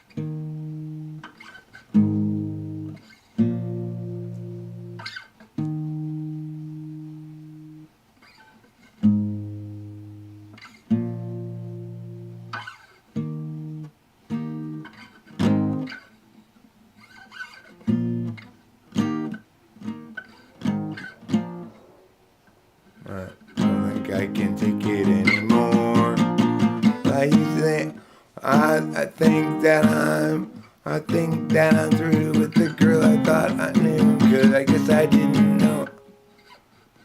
I can't remember the tune to it. It's funny how they don't have their most famous songs available on tab, because one of them is Come Back Tracy and one of them is I Don't Want to Be Homosexual. But those are a little bit racy topics, maybe, or something. Because Come Back Tracy was written after Tracy Lords. All the Tracy Lords videos were removed from the adult video stores. What do you mean you just turned 18? You've been doing porn for 4 years. That's what happened. That's what happened. And they took all the videos of her away from the video stores. And that song was written by that guy in response to that event. It's called Come Back Tracy. I met her at the video store. Was the summer of '84. She had a body that wouldn't quit, and she knew what to do with it. Come back, come back, come back, Tracy, come back, Tracy, come back, come back, come back, Tracy, Tracy, come back to me. Interesting song. Interesting. I want to see what an authoritarian moderator looks and sounds like. Hey, you better watch your Clashing Games, right? We'll ban your ass right now. No second chances around here. This is like that one astrology or tarot live stream that I went to. That like instant banned me. Mm-hmm. You could just tell I was up to no good. I was one of them no good nicks. You know? I wasn't taking things seriously enough. You could smell it on me. What question should I ask the tarot? You should ask it.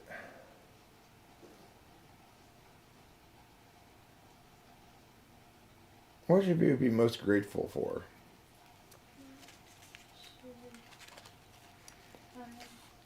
Let me rephrase that. For what ought we be most grateful? I want to put the. I don't want to end with a preposition.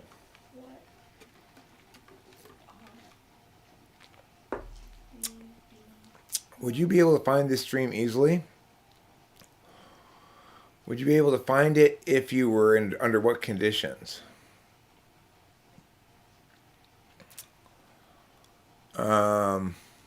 Like, if you were looking for... That's the thing, is people don't... I don't think there exists a person out there who says, you know what I want to do? I want to find a good, entertaining live stream of people who... Somebody who's just talking about random shit to people in the chat. Nobody has ever said that in the history of the world. You know? Or for the faithful.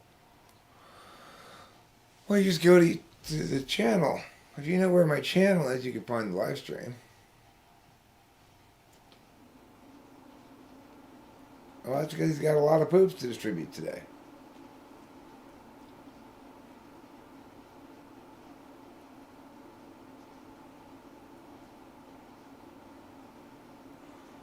Look, respect isn't given. It's earned. Earn it. Earn my respect right now. So we ended up with the star. The star, huh? Mm-hmm. We should be grateful for the stars. For our own selves and our starry ways. You and I both, you know.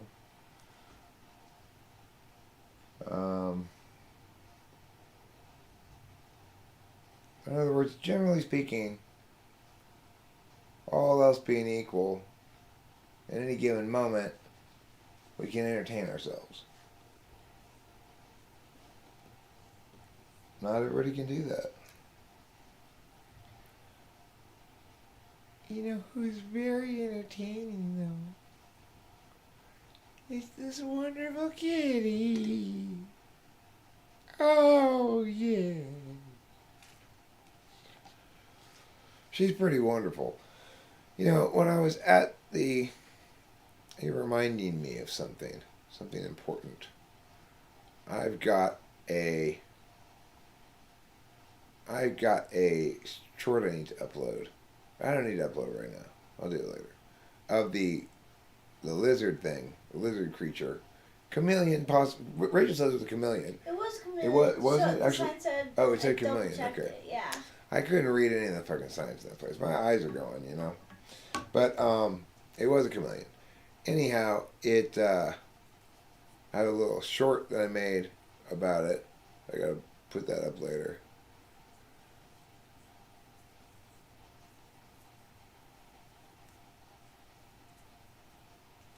What I think was interesting in the typing session with Odin was my observation and his answer and explanation. I observed first that, back in the Civil War, all of our greatest military leaders had massive beards. When did that go away? Well, there's actually a reason for it. You know what it is? In case of biological or chemical weapons, you need to be able to fit your face into a face mask that's airtight, which means no beards. No beards? No beards allowed.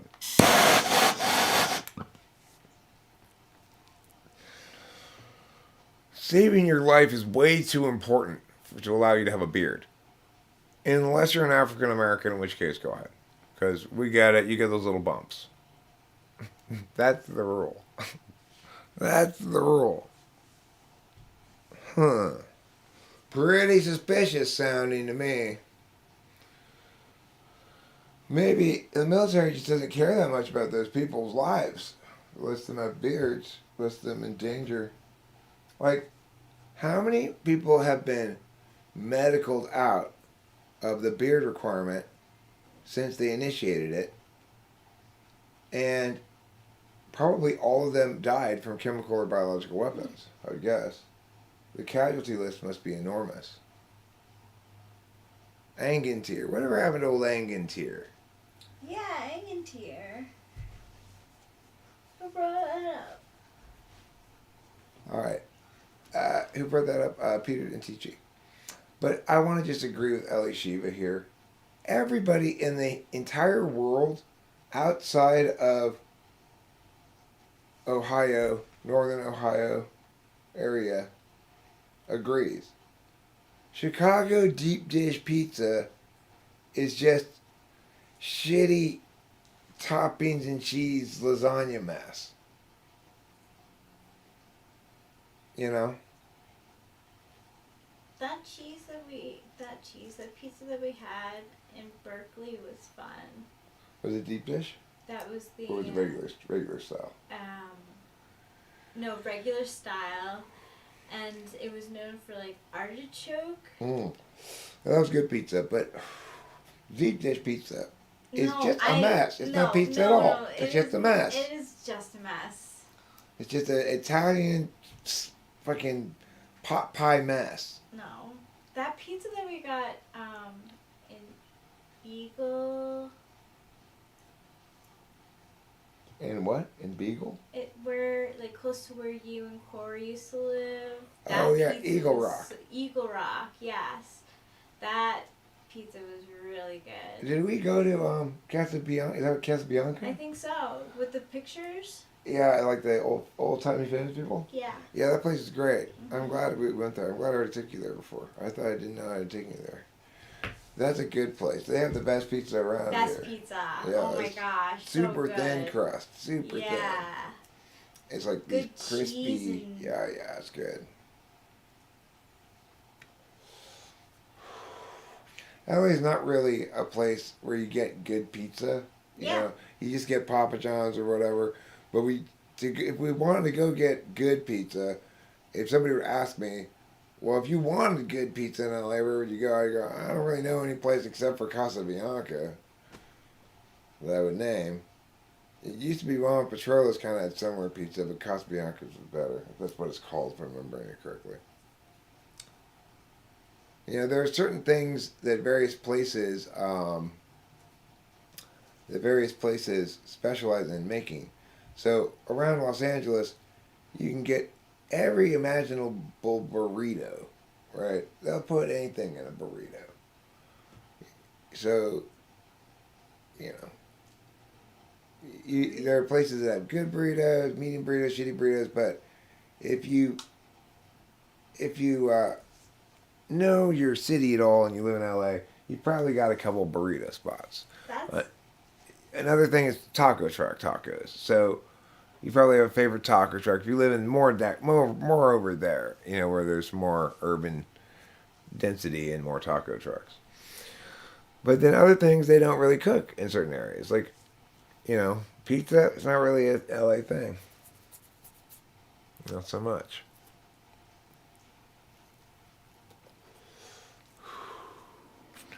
But I will also say that tri-tip that we had last night was really good. yeah. And that's a good California cut of meat that maybe underappreciated elsewhere. The bottom sirloin. The bottom sirloin?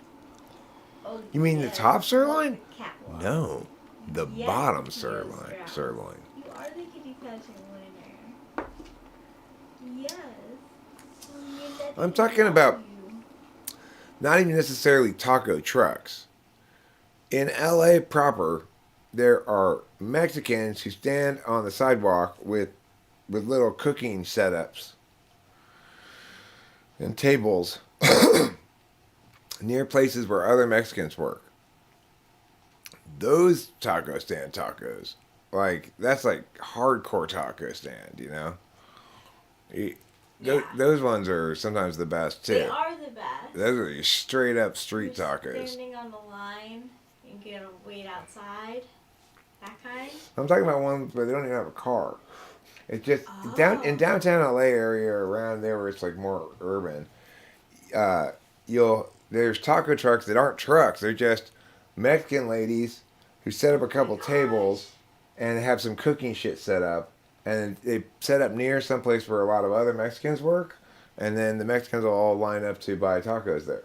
Those tacos. Oh my gosh, that Those are the sounds shit right there. So good. Those are the shit. That sounds LA. You're getting some good fucking serious homemade Mexican lady tacos then, Yeah. And of course, if you live in LA, like my dad used to have a tamale person. Who do you get your tamales from for Christmas? Was a concern my dad would have until he lost his tamale connection. Because, tamales range from, oh my God, somebody get me some sort of beverage before this pasty meh sucks all of the moisture out of my entire body. That's on the one end of the tamale spectrum. On the other end of the tamale spectrum, they're like sopping wet with grease. Al carbon. Tacos al carbon. Well, as far as I know, there's no carbon in the tacos. Except the carbon that's in everything, It's not like specifically like the carbon in a pencil. There's definitely not that in the tacos. But anyway, on the far end of the tamale spectrum, you get greasy ones that are too greasy. They've got whatever the meat stuff is they put in the middle. Because here's the thing. They don't put that much of that meat stuff in the middle. Because you don't want, I don't know, something about tamales. You want the right amount of that meat stuff in the middle, right? So, but because there's a lot of that mushy corn stuff around it, it's kind of what's the texture called? It's like the texture of scones. It's like breaky kind of. Anyway, because it's got a lot of that in it, it's like soak up all the spit in your mouth right away if it's dry.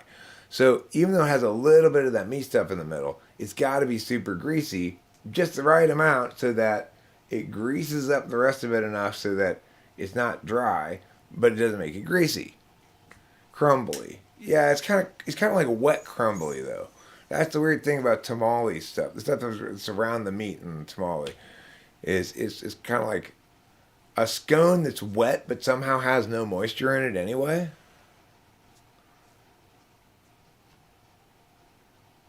My mom liked to tell a story of when they had cultural food exchange day at school when she was a teacher at San Marino High School. and one of the kids brought in tamales, and this Japanese student, being very polite, made her very best effort to eat it, but she didn't know she had to take off the corn husk.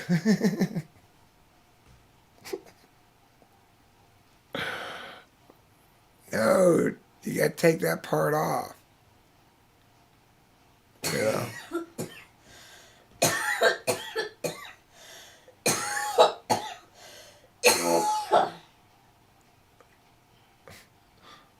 You gotta take the corn husk off before you I eat didn't it. know that. Yeah, you gotta take the corn husk off. Another story like that is the time I told this student of mine to do a pen drill. I said, "Look, you got mush mouth syndrome. You need to do pen drills. Put this pen in your mouth, and then say the thing." And then I go to like work with somebody else, and I come back and she's doing it like this. All right, where are you going? And not like that, dummy, like this. It made me laugh. It's supposed to go sideways, obviously. Yeah. Well, she was trying to eat it, trying to politely eat it and pretend like, oh yes, I like this, but she didn't. So she was trying to like. Yeah, I'm assuming my mom must have then told her, "Sweetie, you've got to take off the husk." For a lot of years after she was done being a regular full-time teacher, when we'd go out to eat, her ex-students would come up and say, "Mrs. Strauss?" It's kind of fun. "Do you remember me?" "Yes, Jason, of course I remember you. How are you?" And then when Jason would go away, we'd hear, "Jason was a real pill." You know, to be honest, I hated that boy. Jason was such a pill. I love the way my mom talked about her students. Like, a lot of the ways that I make fun of teachers are some things that my mom would say, you know. Well, you know, he's one of those. He's always making googly eyes at the girls. Or something she'd say. Googly eyes at the girl. He's one of those boys that just... He's always making googly eyes at the girls and goofing around and And she'd say shit like that.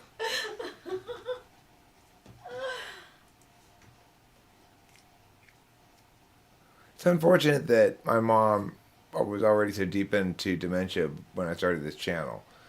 My mom would understand what it is. My mom would care enough to understand what it is if she didn't have dementia, you know. If I started when she was like 50, if I started this channel 30 years ago,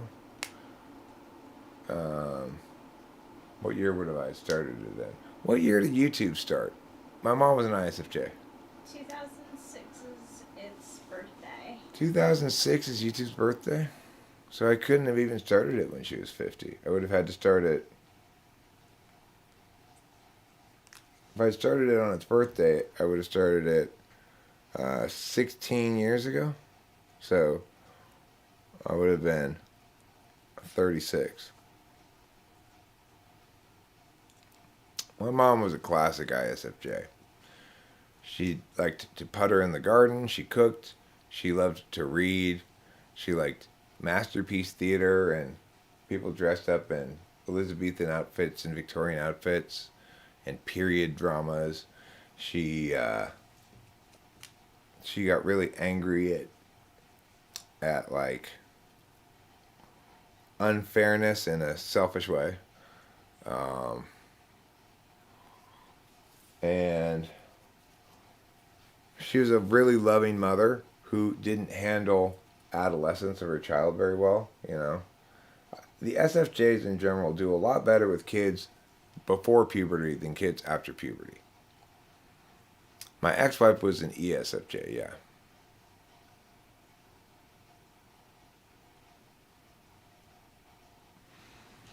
Are you talking to me, Michelle? When you say saw your recent shorts on YouTube seem to get way more hits?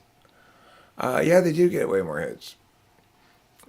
So I've been making a lot more shorts.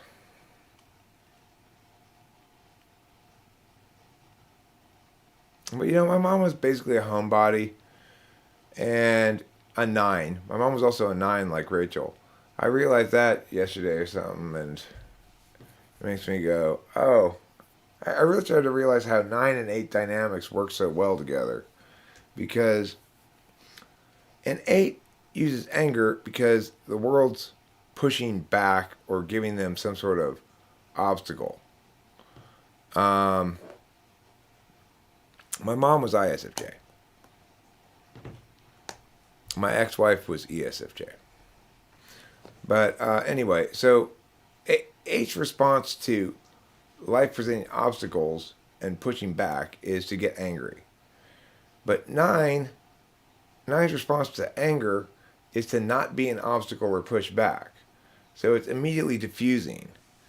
And like whereas when I was with an 8, no,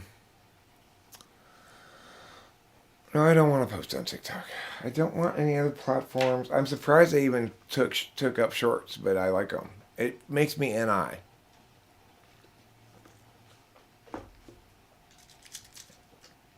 And the thing is, you don't have to do anything brilliant or anything. You just have to do something that's a singular concept and that looks kind of nice. The best thing about shorts is it doesn't include me. So I don't have to overcome the natural biases against me because I'm old and ugly. I know, Rachel. Save your affirmation.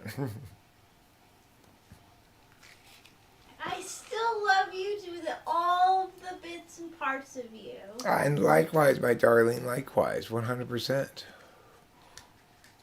I mean, and it's like that thing. I went to go film something else, but the cat refused to let me film her and just kept showing me her butthole, so that's what it was. And now I got a good amount of hits.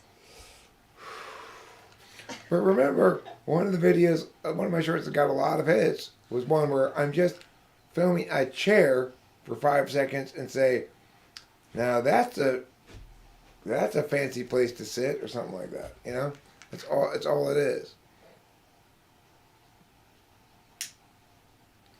I know. Well, the key thing is make it look nice, loop nice, and be a single concept. And it's easy to get 1,500, 2,000 views or so on one that is just that. If you want to do better, you gotta have something that's more inspired, like the trash can thing. That got 30,000 views. So I like the fact that I have that instance to suggest, in fact, if you do have something that's more inspired, it will be more successful.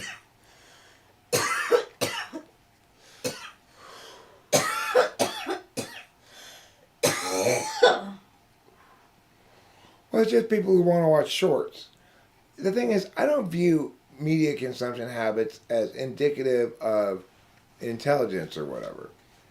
I don't watch smart media. I don't like smart media, really.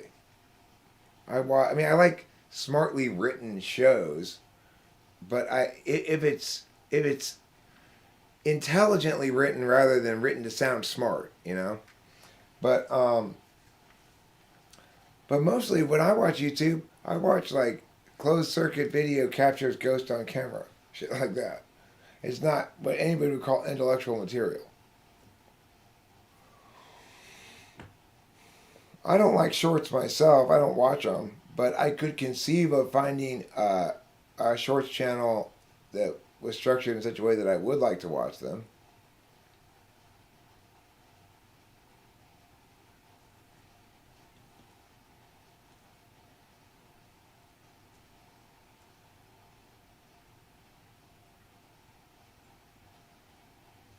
Oh, yes, you do, Michelle. You like the smartest media of all, talking with famous people. Do you know, every time you're here, Michelle, every time you're here, your IQ score goes up by 2 points per hour. Pretty soon you're going to be a huge super genius, as well as a famous women's golfer.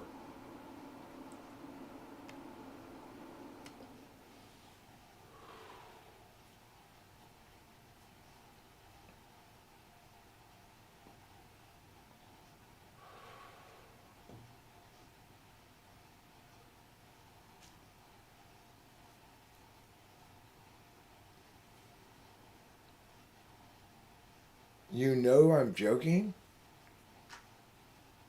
That makes one of us. I'm pretty sure I was serious. Pretty sure. Turns out I was wrong. I feel tired all of a sudden. I slept pretty well last night, but I didn't sleep for very long. Kitty got me up again this morning as usual. I tried to go back to bed, but then Kitty got me up again and then I was up. So I figured I might as well take some Duralad. Duralid.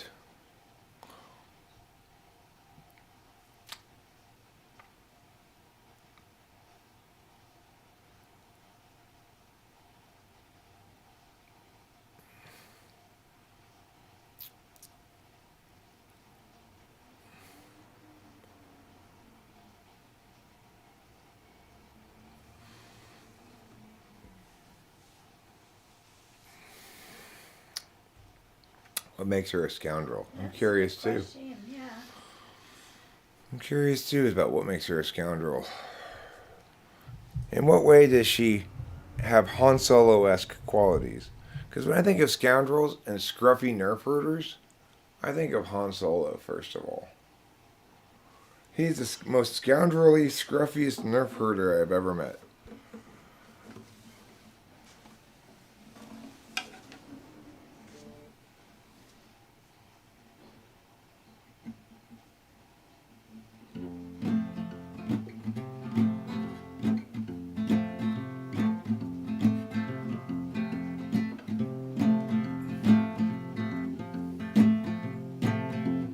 Han Solo, he's a scruffy nerf herder.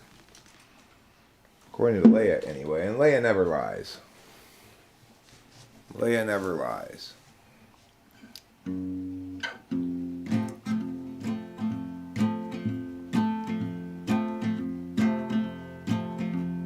You were celebrating 'cause you won Olympic gold.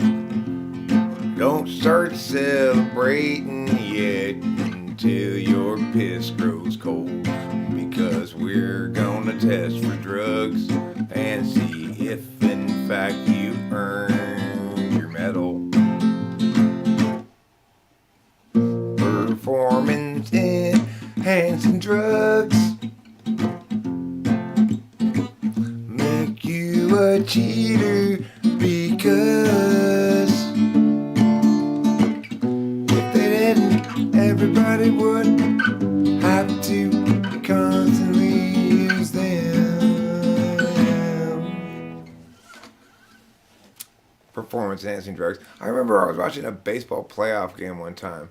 I think it was a Yankee, it might have been a Red Sox, one of those two, was up to plate. He was somebody who adjusted himself a whole bunch. Like, he had a million adjustments before he swung the bat, you know?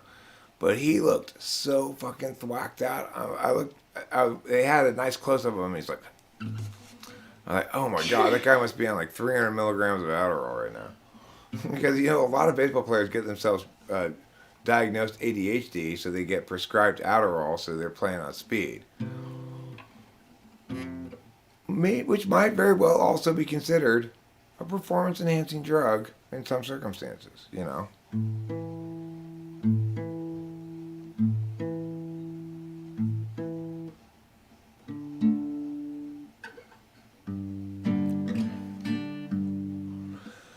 It was 100,000 million years ago. Time ran slow. Nobody yet to show. Place the slabs below. Let them go. They will start to grow. More years ensue and tears gnashing through will hold as slabs come to view. Unchangingly true and eternally new. But when the slope appears in charge today, options at large show other ways.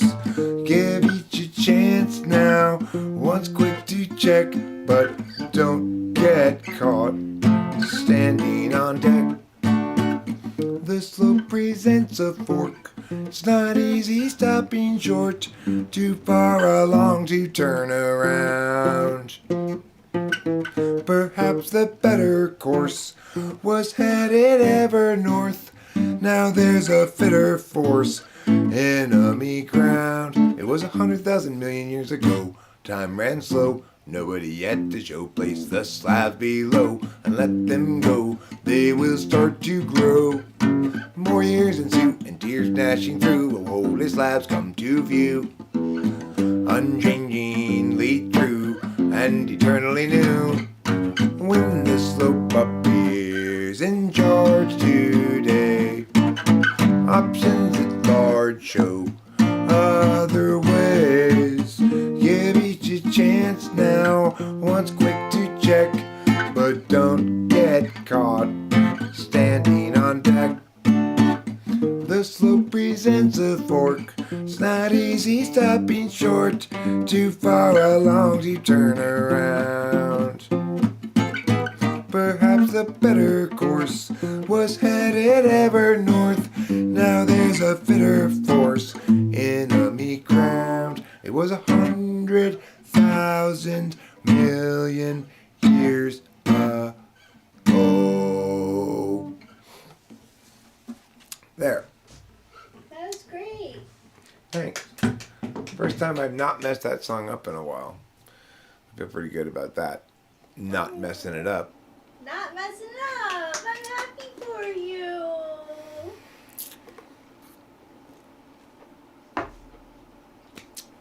You're my Mr. Goodness. Thanks. And you're my lady pants make pew pew pew. Oh. It's just pretty important. Yeah, it really is very important.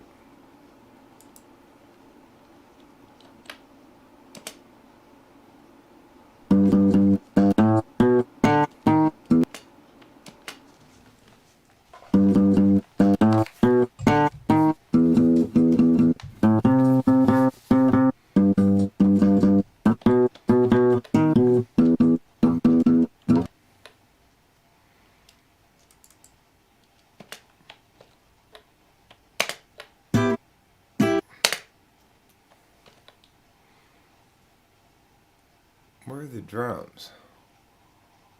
Are these the drums? Yes.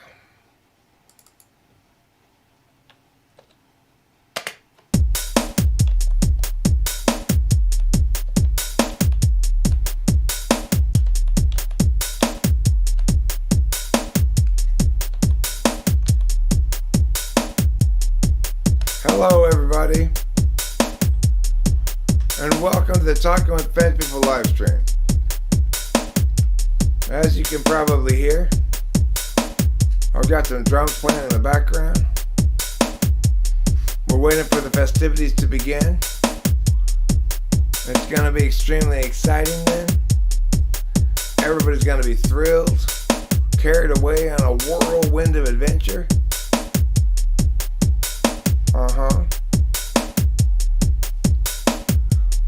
First we're gonna talk, and then we're gonna talk, and then we're gonna talk some more.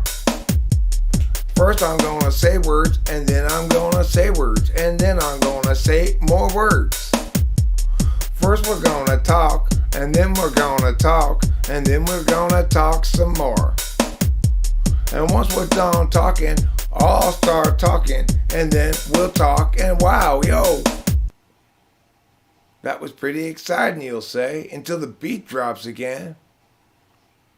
In 1, 2, 3, 4. I went outside, I saw Jonathan Visanti, he was hanging out with Michelle White. Strawberry was riding her unicycle down the sidewalk the other way.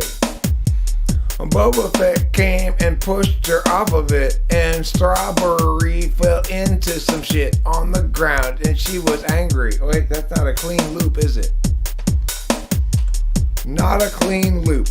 Everybody said, Eric's, that's not a clean loop.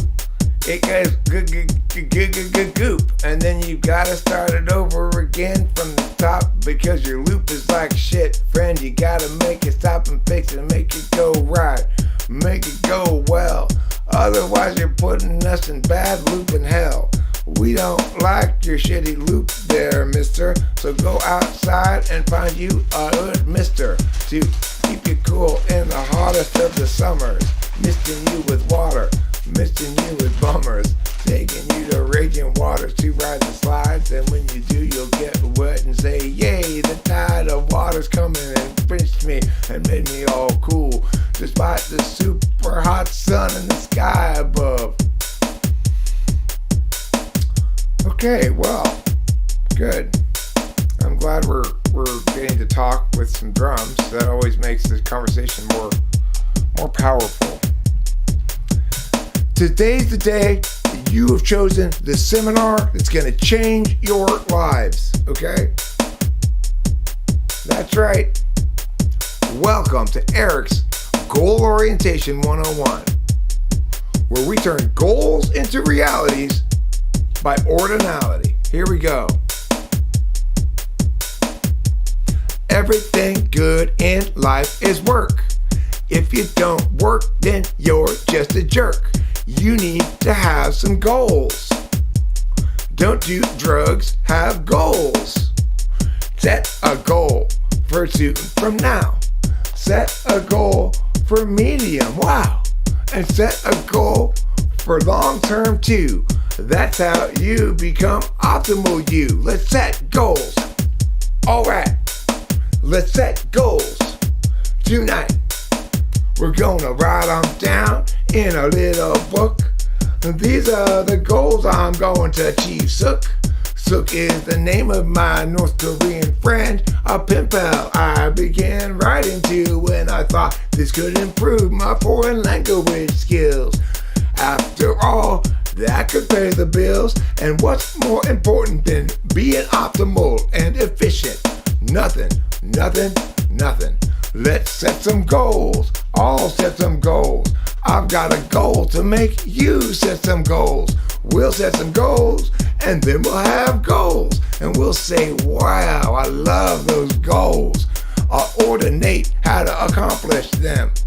First 2 steps, 1, 2, 3, 4, 5. And when you get to step 6, you'll go to step 7 till 8, 9, 10. Takes you to heaven in Gold Town. Oh yeah, no freedom, no opportunity to think. No chance to observe, no chance to drink. No chance to smoke or poke or even go elope because why? You got goals. If it's not on the list, you better not do it or my fist will punch you in the face. Complete your goals. Not on the list, you better not do it or my fist gonna punch you in the face. Complete your goals. Hey, remember you wrote in that book, you said, I'm going to be the first person named Sook to get an education at Harvard. Now, go back and study some more in your backyard.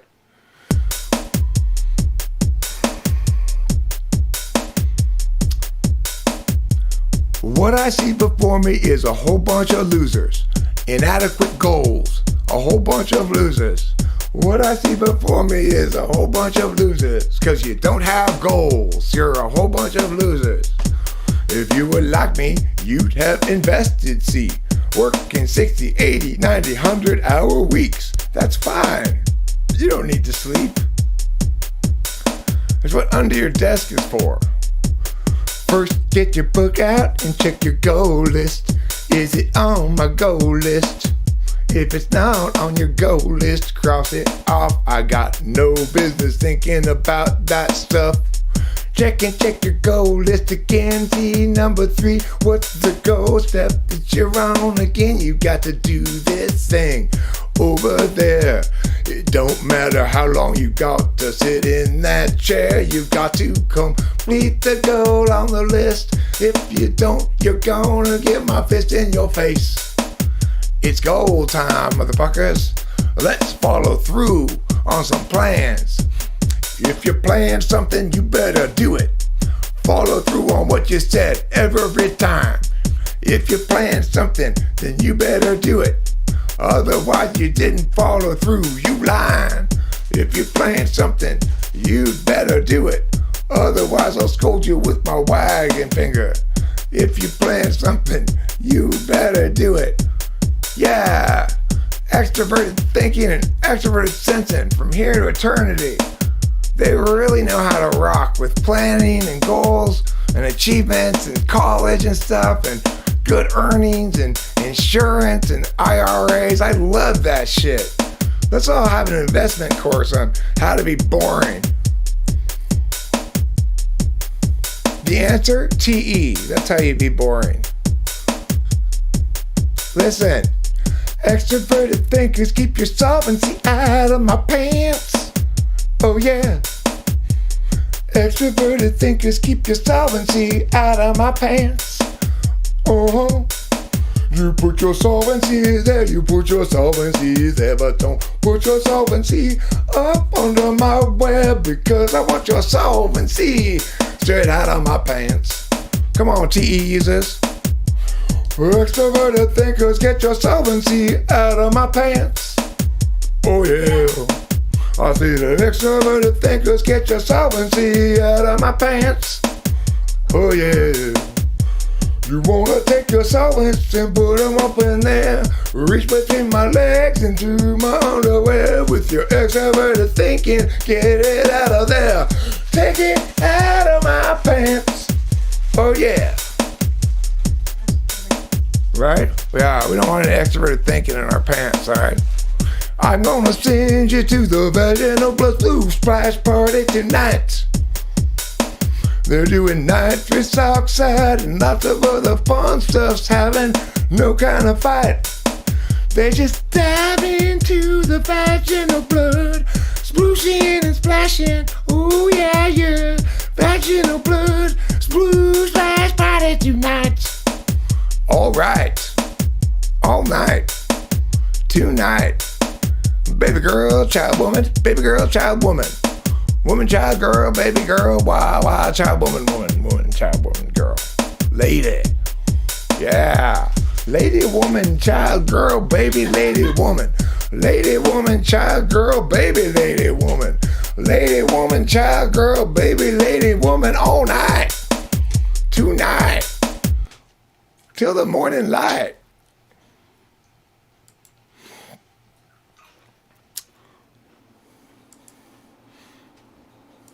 Okay, that's enough.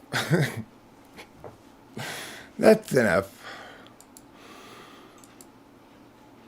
But the important thing is baby, child, woman, lady, girl, all night, tonight, all night, tonight. Let's rock it till the morning light. That's very important. But you know what? Here's the thing I secretly believe to be true. That if you were to ask, to do a poll of women being honest, you ask them, how, on a scale of 1 to 10, how much do you want someone who will rock you all night till the morning's light? The true answer would be almost none of them. That's a lot of being rocked during sleeping times.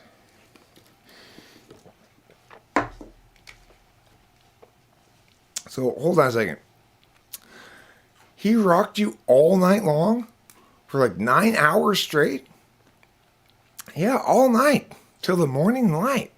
And the whole time he kept saying, baby, child, woman, lady, child, woman, girl, to me. I still don't understand it.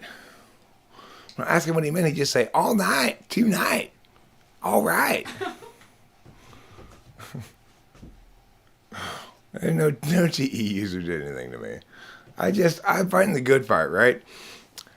Everybody's TE. Everybody's always arguing TE. It's easy to argue TE. Results are good, right? Following through on what you say you're going to do is good. Having a smart plan is smart. Having lots of money is good. You know.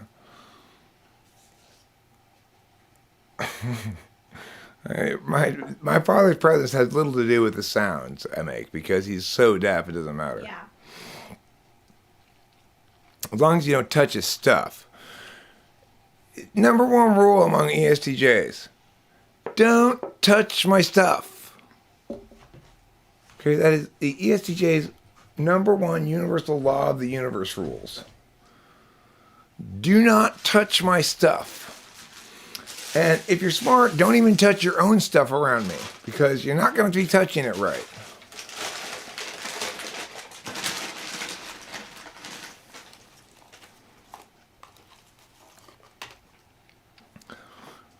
Can you please stop touching my stuff? Is a good title for an ESTJ song. I could write an ESTJ song. The gist of it would be, can you please stop touching my stuff? And if you're going to touch your stuff, don't do it around me, because you're doing it in a way that doesn't protect your stuff adequately. Like, that's a nice new piece of stuff you got there, and I don't like how you're treating it. So, You shouldn't leave it outside like that. so I've never heard of a golden pig before, so I never heard of it either. yeah, so it makes me feel like she's metal. Yeah, probably.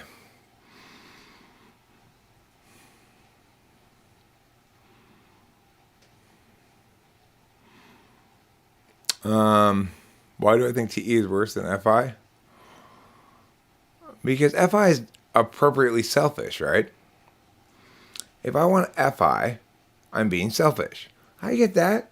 I'm very selfish. I can be selfish. I know how important selfish is. TE is being selfish while thinking you're being selfless. That's much, much, much, much, much worse. Like, hey, let me help you internalize my bullshit. You know? I don't like that. TE users, more than any other users, assume that TE is the actual meta frame because, well, of course, it's all about effectiveness. I mean, what else could it possibly be? I mean, how do we even measure anything else but effectiveness? There's no way, even other ways to measure things. Obviously, if something's not effective, it doesn't matter. This is typical TE. TE projection is less self-reflective than TI projection. My TI projection is softened by my many hilarious jokes and songs. So even though I may be just as virulent in my frame projection, it feels a lot less virulent. And that's important. That's important. Jesus' snake. Jesus' snake is just like a regular snake, except it washes the other snake's feet. Since other snakes don't have feet, it's just like a regular snake. That's the moral of that story. But you guys don't just want to see the snake, do you? You also want to see the chameleon. That's why I'm going to go ahead and upload that one. Okay? Chameleons change color with what they are hanging out on. Mm-hmm. Hey guys, what's going on? Yeah, I see you there at the window, filming me. I'm just chilling here. What are you guys up to?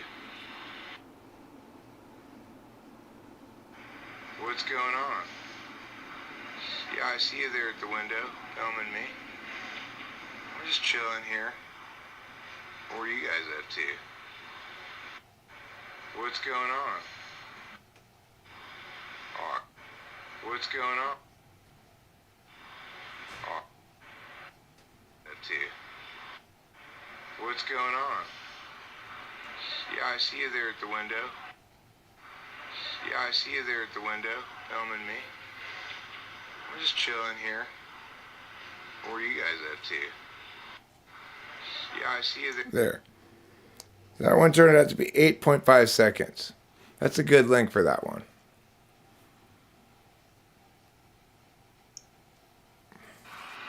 Yeah, I see you there at the window, filming me.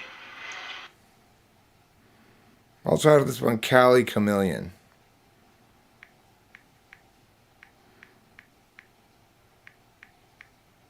Chameleon. Chameleon. At PetSmart.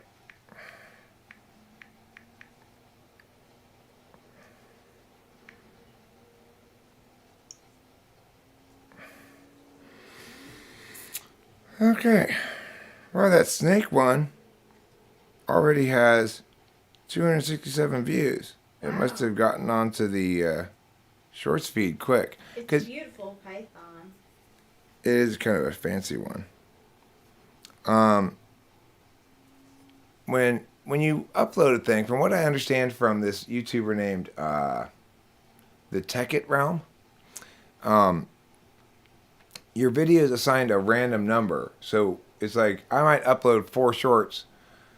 One of them might be scheduled to go on the shorts feed right away, but it might not be the first one I upload. And one of them might be scheduled to go on the shorts feed in like 2 days, and it doesn't really matter what time I upload it, I guess.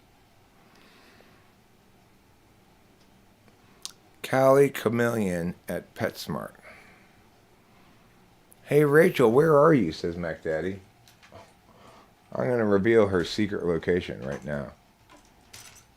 She's over there. I'm over here. She's sitting on the couch. Because we rearranged the room so that this chair is here. It's a little less inclusive, but I think it's better because it makes us be more purposeful. Like, okay, if we're going to do this, like when we watch a football game, I'll usually stand. This makes Rachel uncomfortable because she doesn't want to sit in this chair knowing that I'm standing because I don't necessarily always want to sit on this thing here. But that's actually not why I'm standing. I like sitting on this thing fine. It's just, I think to myself, this is a good opportunity to stand. I do a lot of sitting. This video is ready to be watched. Is it really, though? Yeah, I see you there at the window, Elm and me. We're just chilling here. What are you guys up to? I gotta turn off the green screen so you can see it. I gotta turn off the filter. Not that filter, Eric. You silly goose. You're silly goosing it up again. Like some kind of excessively silly goose. Yeah, I see you there at the window, Elm and me. We're just chilling here. What are you guys up to? See? Like that video will probably do fine, you know? It's not gonna get a bajillion views, but it'll probably do fine. It'll probably get like 1,500 views or something. Didn't take long to make.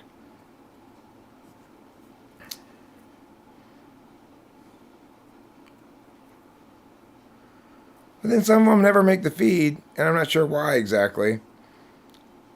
I guess they blow it in their first chance at impressing the feed or something. Sometimes ones that I'm sure are going to make the feed don't. But sometimes they'll make the feed then a lot later on. So. This baby otter has faith in you. Oh, how cute. Look at this baby otter.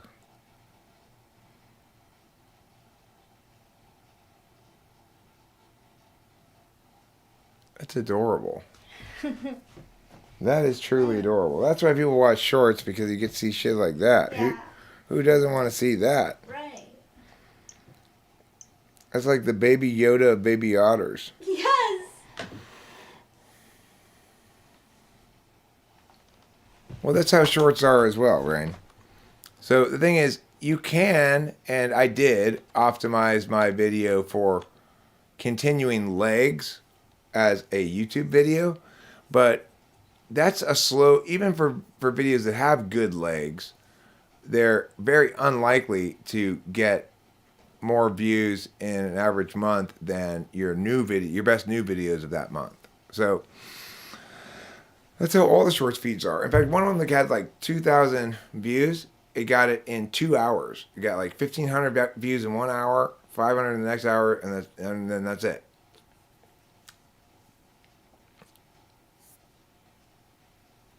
But I guess the point is, you can always, they're so quick and easy to make that you just always can upload more, and plenty of them will end up working.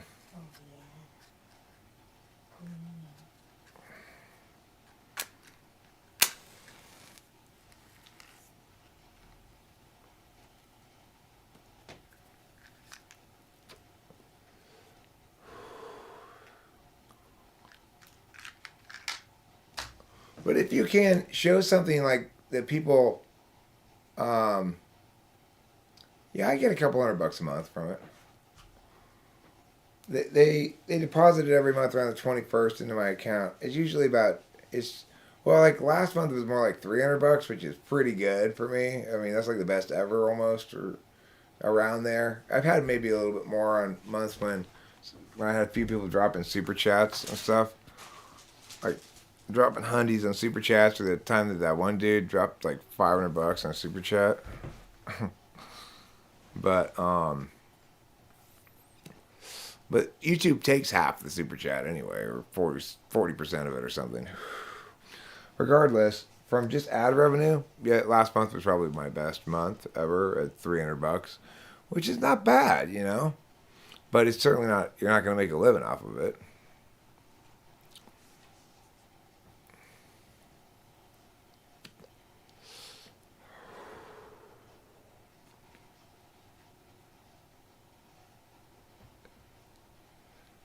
Well, you know, Boba Fett, that's going to happen if you insist on singing, "If you're happy and you know would fuck my ass." Because then people, if they're happy, they're going to assume they're entitled to do so, you know?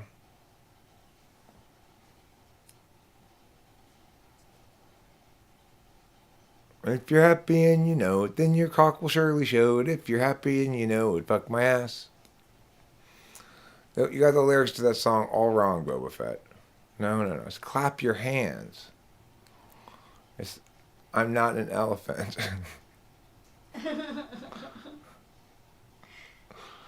I'm not an elephant.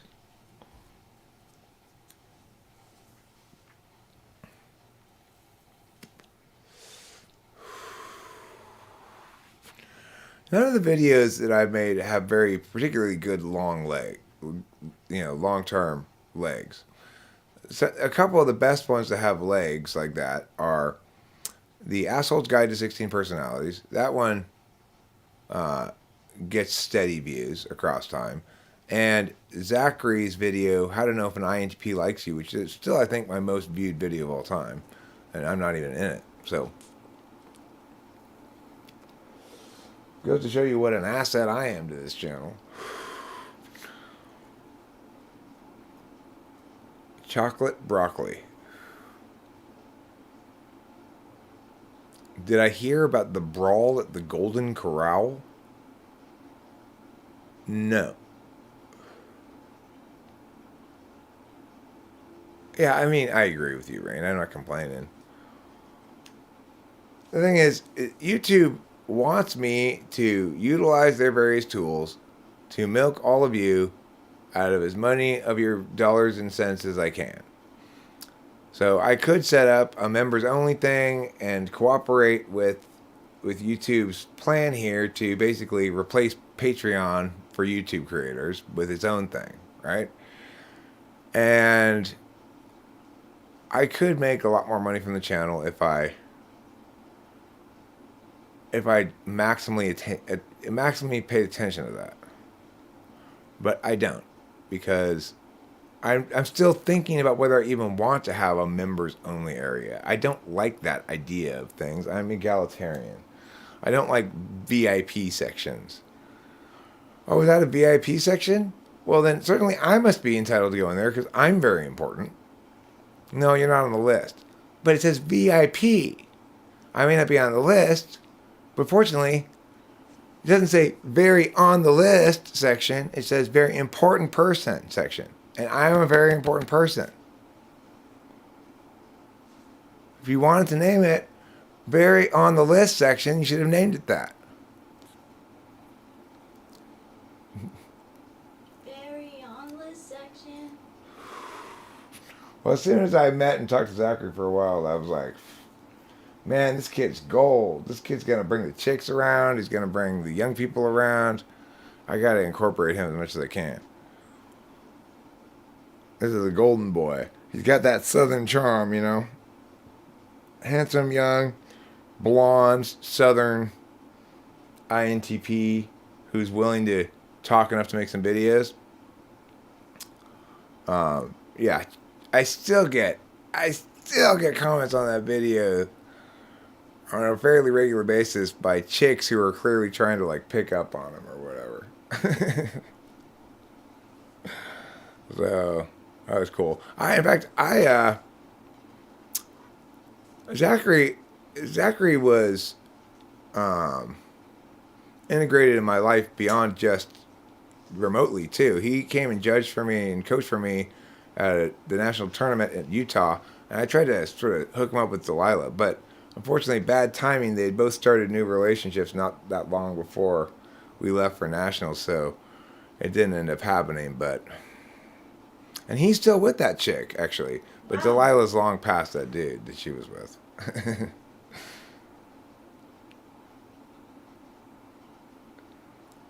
Well, I mean, yeah, I thought, hey, this guy has got what you need to be a successful YouTuber. I mean, at the time, I didn't really know anything about YouTube, but I did know this much, that young, attractive people are much more, are much more likely to get views just on who they are than old, ugly people like me. So I had some sense of that, Yeah, they do. Chicks, look at that video. How to know if an INTP likes you, and Zachary's looking all brutish, and kind of, and like almost like he's got one of those Sybil Shepherd filters on the camera. Although it was an accident. You know how when Sybil Shepherd got old, she had increasingly foggy filters on her camera, so as to hide her wrinkles or whatever. I didn't know that. Yeah. So anyway,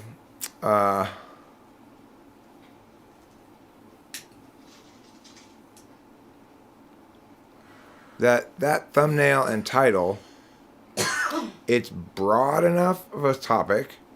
How to know if an INTP likes you, that shit tons of people might Google it. It's a topic that younger people are more likely to Google, probably. And a topic that chicks are more likely to Google, probably. And it's got the most dreamy, brooding, understanding-looking INTP guy there. And so, yeah, it's like, I still get comments on it. I think, if I was Zachary, none of your comments would impress me at all. They're the female equivalent of, hey girl. You know? Alright, we need to get some hay. Where do we get hay from? We just need like one handful worth of hay. I can only think of a craft store, but that's usually around like fall, I wonder if I could sneak into the back end of the racetrack and steal some hay from the horses. That's you definitely find hay there. The racetrack is right over there. I think the ponies are running right now too. But they wouldn't let me. It would be hard for me to sneak in and steal some hay.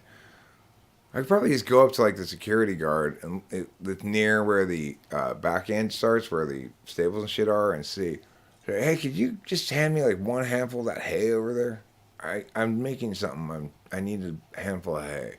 I bet you probably gave. There's probably hay close enough, But if you live in the city, Los Angeles, hay is not that common. No. If you live in the country and you're a farmer, probably you've got all the hay you know what to do with. Yeah. Here, feels like we're in the middle of a never-ending hay shortage. Sorry. Yeah. Well, we're lucky we're even streaming right now. I almost died before we got food. Yeah. I was 9 minutes away from starving to death.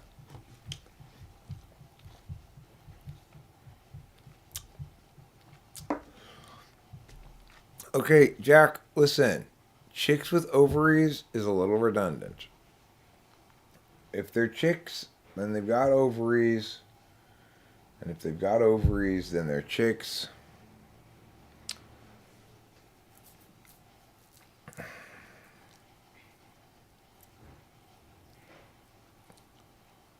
Jordan Peterson should stop calling women women and just start calling them ovaries. Yeah, because, back when you're talking about proto-humans, hunter-gatherer societies, the strongest male was the one who could protect your offspring. And that's why chicks are nothing but ovaries. It's 2022, isn't it? Or 2021? 2022. Let me see what the year is here. It's 2022. Well, I agree with you, Rachel, but they're challenging. They're challenging it right now. Oh. You're right. It is 2022, Rachel.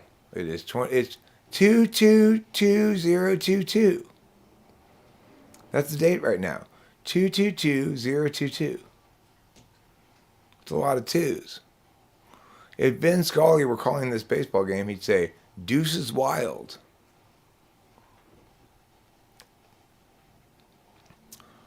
You see, women are looking for a sense of security, of safety. That they want to know that the man will be able to fend off intruders, wild animals, people who want to steal your ripe fruit, any of those things. And that's why chicks are mostly just those things we fuck. Oops, did I say that out loud? I'm trying to avoid saying things like that out loud. I'm trying to talk around it. That's what Jordan Peterson thinks. That's the true Jordan Peterson. It's all thanks to evolution. Hi there, reproductive organs. What's your name? I mean, woman. I mean, ovaries. I mean, what's your name? You can mail me some hay. It'd be hilarious to get a snail mail envelope full of hay. I wonder if the post office would wonder why you're mailing hay. Can I play it? I've just seen a face by the Beatles? Yes, that one I can play. That one's pretty straightforward. I've just seen a face I can't forget. The time or place where we just met. She's just the girl for me, and I want all the world to see. We've met. We've met. Falling, yes, I'm falling. I've just seen a face. Is that what it's called? Yes.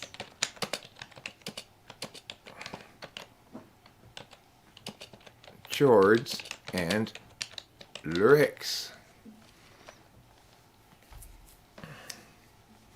Bum bum bum bum.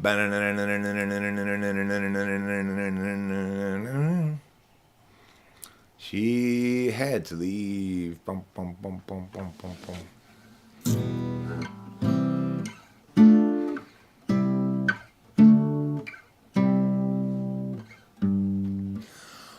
Ooh, I've just.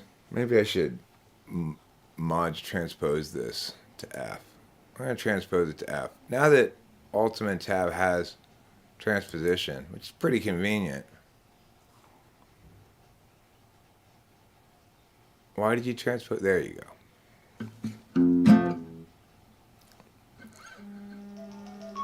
I'll call her at this hour. Hello? Hi, Eric. This is Ivan calling from Sunrise Senior Living. Hi. How are you? I'm good. How are you? Good. We're just reaching out because we're actually trying to get in touch with your dad, but he wasn't answering right now. Because we have transportation here at the community to pick up your mom, Jane. But we weren't aware of any appointment. We're just wondering if you had any, if you were aware yourself of an appointment, or if you... No, there's no appointment that I know of. My dad's out of town. He's in Nevada right now. Oh, okay. Yeah, so we can, just because I'm assuming since you didn't know about it, there's going to be no one there to meet, your mom at the appointment. So we're going to go ahead and just cancel this one, and then we'll try to get in touch with your dad and then reschedule it. Okay, what was the appointment supposed to be for? We're about to go ask the transportation guy here. He's the usual person who picks her up for her appointment. So I'm not sure, maybe your dad canceled something and with us, but didn't notify them. Normally he'd inform me about any planned pickup. He tends to talk about that stuff at great length. So I've heard nothing. Yeah, I've heard nothing about this, so I have no idea. It's surprising. It's all news to me. Okay, the thing, we still have the same thing. That's why we wanted to reach out, because your dad is usually very good at keeping us updated. So, all right, cool. Yeah, we'll go ahead and let him know that it will be canceled for now. Then, if there was an appointment, we'll let your dad know so you can reschedule. Okay, and if he calls you and you're having difficulty communicating with him because of his hearing impairment or something, tell him you explained it to me and he can talk to me about it. Okay, sounds good. I Okay. appreciate that. Thank you. All right, thank you. Bye.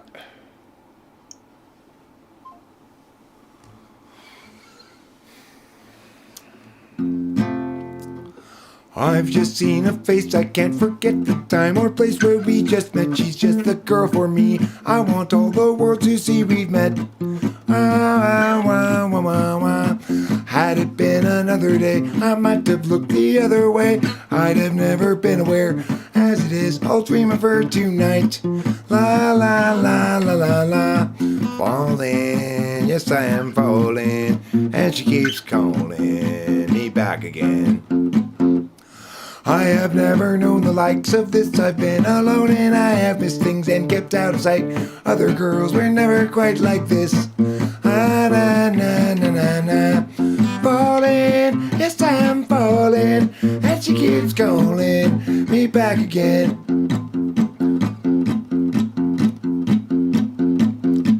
Falling, yes I am falling, and she keeps calling me back again.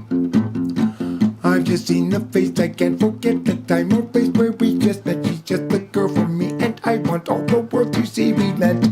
La la la la la la. Thanks. Falling, I'm falling. And she keeps calling me back again. Come back here. But I was just leaving. Come back, she says.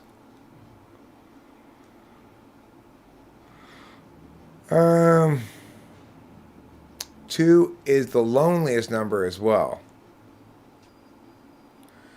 2 is the loneliest number that you ever knew. Been the lonely one. That's a good song. I haven't heard that in a long time. The meeting of 2 personalities is like the contact of 2 chemical substances. If there's any reaction, both are transformed. Huh. Meh. I'm sorry. All of the horses have names. There is no horse without any name. We're just going to have to live with that. All the horses are named.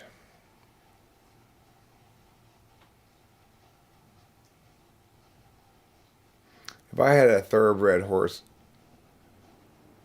I'd name it Always Coming in Second.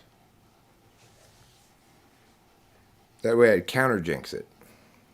Well, they say first is the worst, second is the best, third is the one with the hairy chest.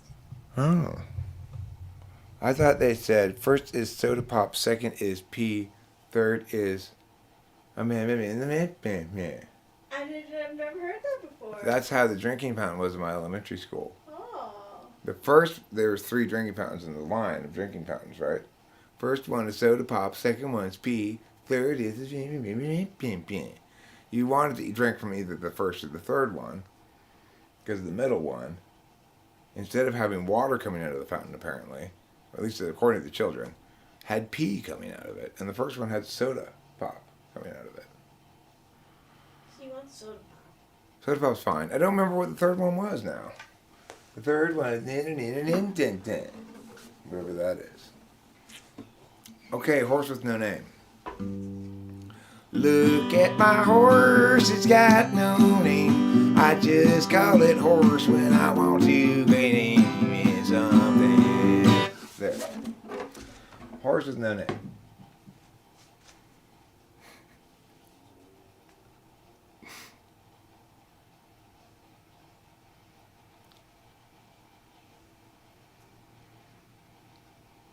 Wrecking everyone's anus would be a good name for a thoroughbred horse.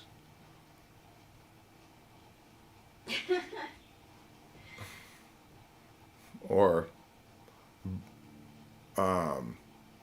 onslaught of anal wreckage would be a good name for a thoroughbred. That is. Or just anal onslaught would be a good name for a thoroughbred.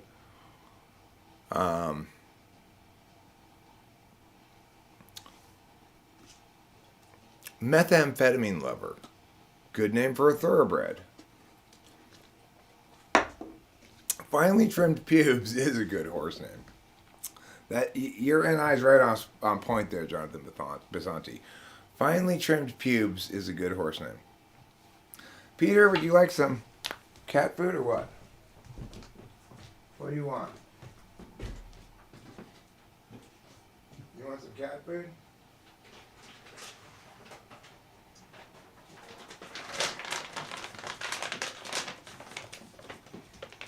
You got a peacock like some cat food.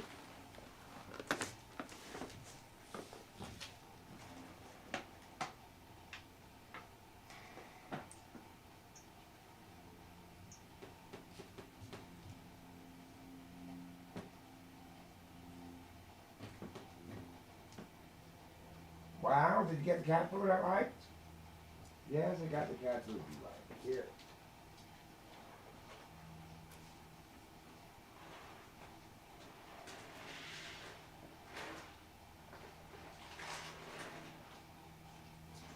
Come on up and eat.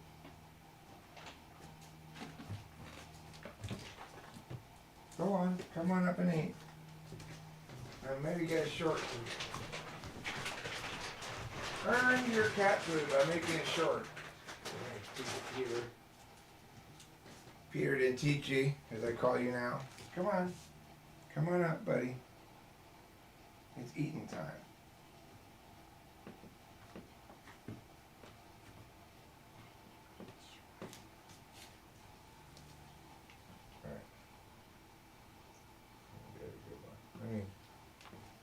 All right.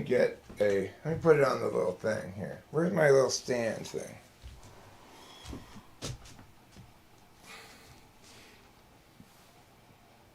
Did I leave it in the car or is it someplace else? Where's my little stand thing? Standing up my stuff. I wonder where my little stand thing is. I know. The last place I saw it was the car, but I don't think it's in the car anymore. I bet you it is, though.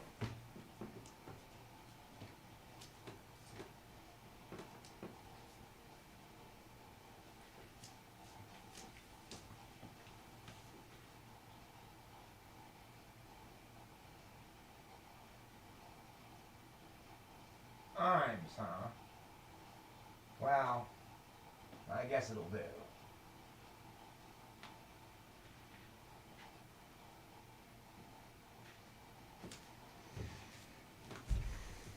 Maybe that'll be short, who knows. I'm not going to put it up right now. I let it sit on it for a bit. It's a good opportunity to get some nice peacock feather footage because Peter's got a really very rich and luxuriant tail. He's not just, not all male peacocks have such a big bushy tail like he does.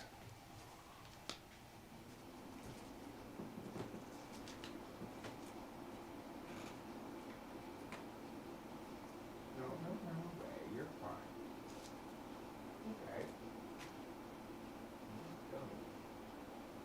Be useful for us.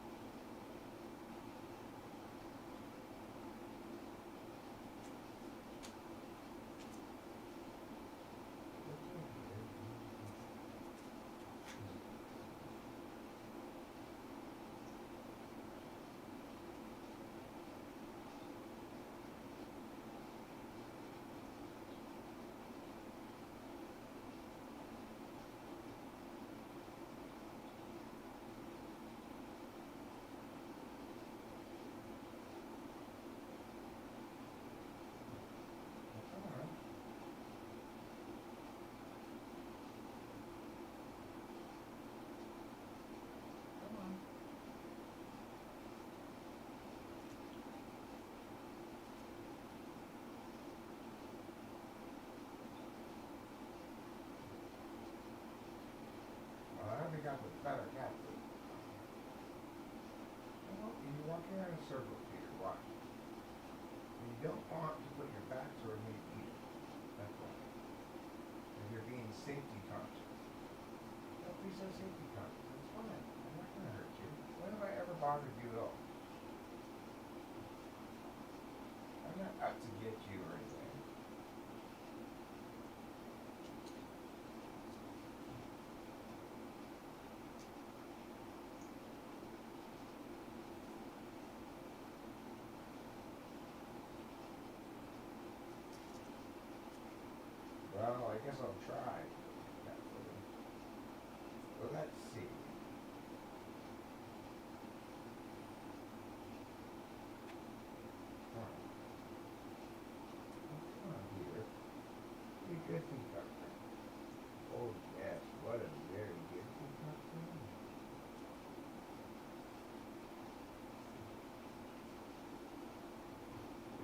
forever. Let me see here. What is this? Orange, huh? Well, let me try it. Might as well give it one try. Let's see. Okay. Not too bad. It's better if I knock it off the lid.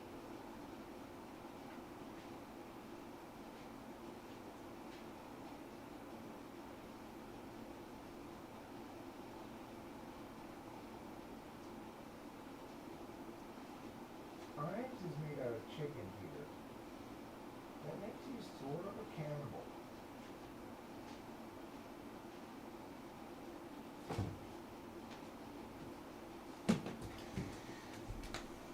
There.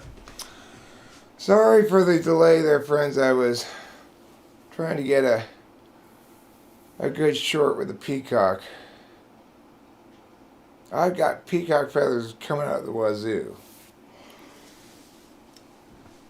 That's a good observation. A peacock feather right here would be quite the flashy accoutrement.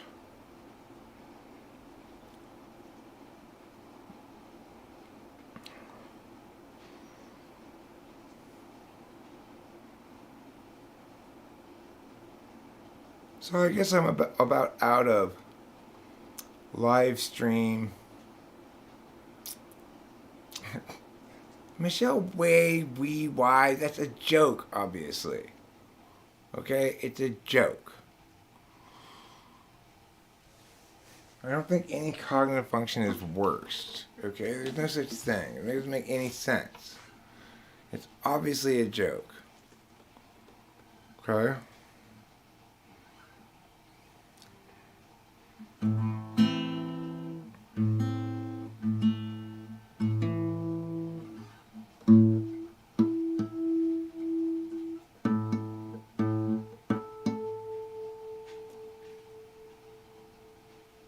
Try not to allow my copious hilarity to bunch your panties so much.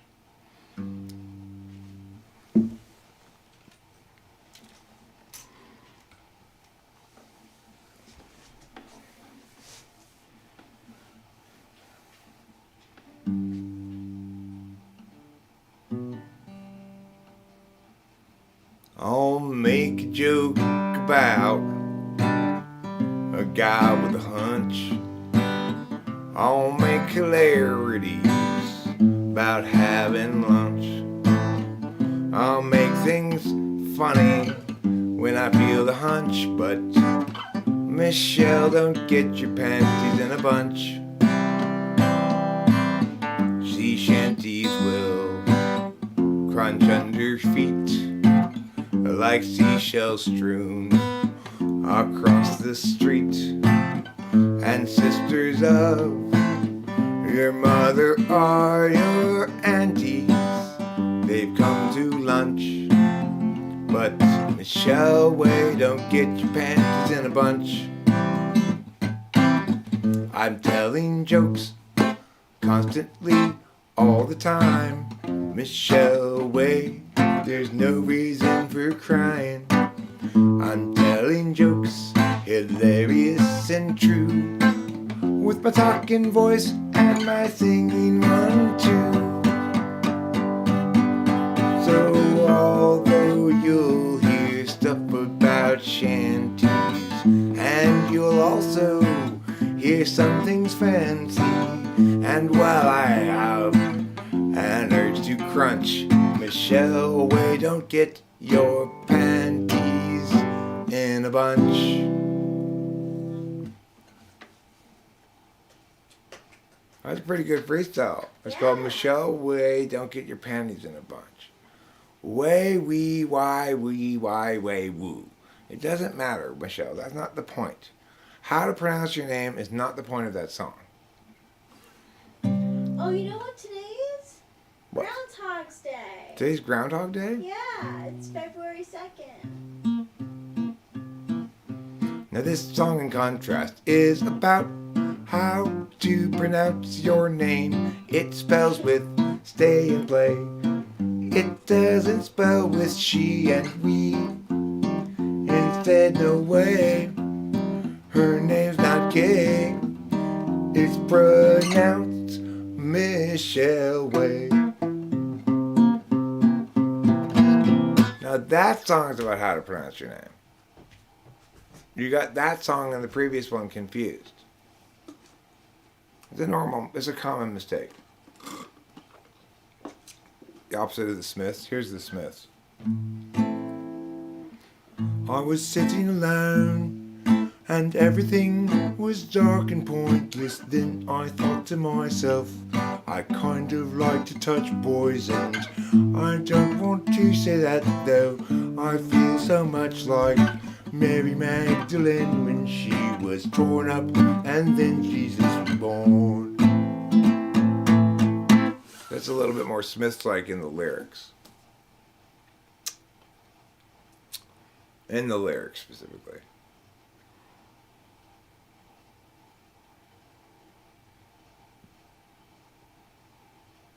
You know what song I want to play? What song? Some people call me a space cowboy. Oh. Yeah. Some call me the gangster of love. Yes. Apparently there's a hilarious meme of it shows a very, very thick and hearty Steve Miller on stage with his band.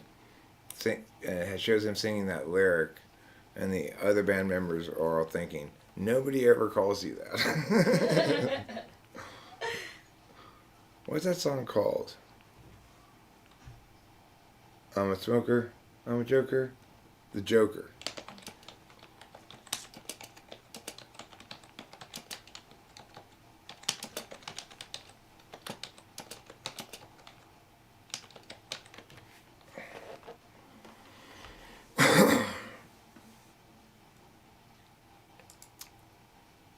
It says, tune down one whole step or transpose down -2 to play in the original key of F. Good suggestion, I will do that. Thanks, Ultimate Tab. How helpful of you. Okay. Now it should transpose to F. Go on. Transpose to F. Thank you. You know what I don't like with the transpositions? I mean, the transpose they call B flat A sharp. Some people call me a space cowboy. Yeah.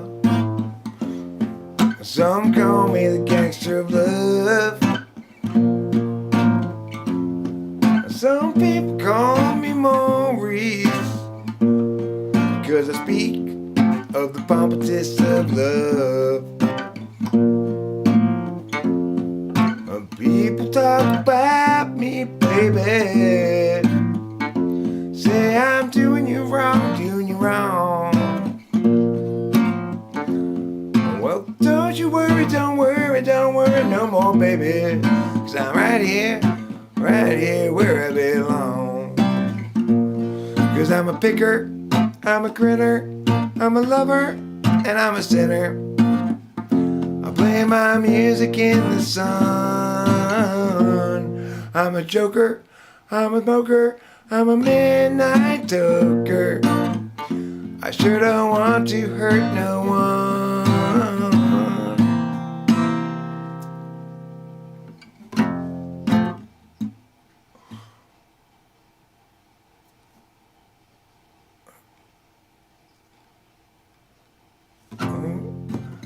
Thing that, well, you're the cutest thing that I ever did see.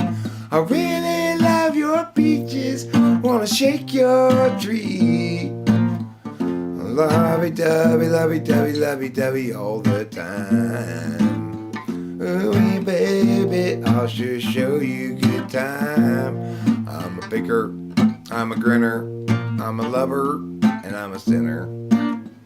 I play my music in the sun. I'm a joker, I'm a smoker, I'm a midnight toker. I sure don't want to hurt no one. That's a very simple song. Yes. Not much to it. Really. It's one of his favorite songs. I mean, one of those famous songs, you know. Yeah. That one is definitely like. Another one of his most famous songs is "Go on, take the money and run." Yeah. Yeah. Go on, take the money and run.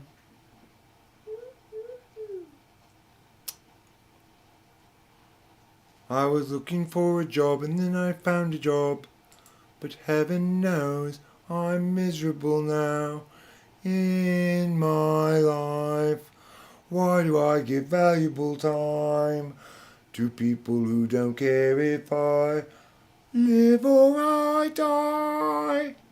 That has sounded beautiful. Thanks.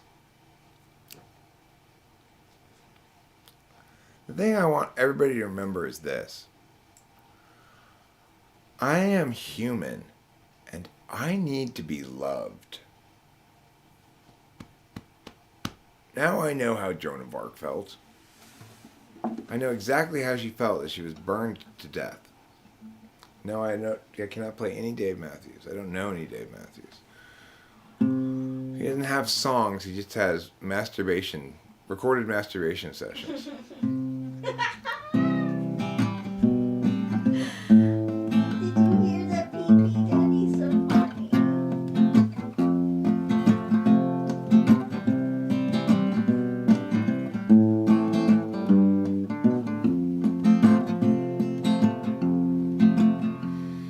I've got a match, but she's got a lighter. I was high, but she was much higher. I went bright, but it was much higher. I was high, but she was the sky. Oh baby, I was bound for Mexico. Oh baby, I was bound to let you go.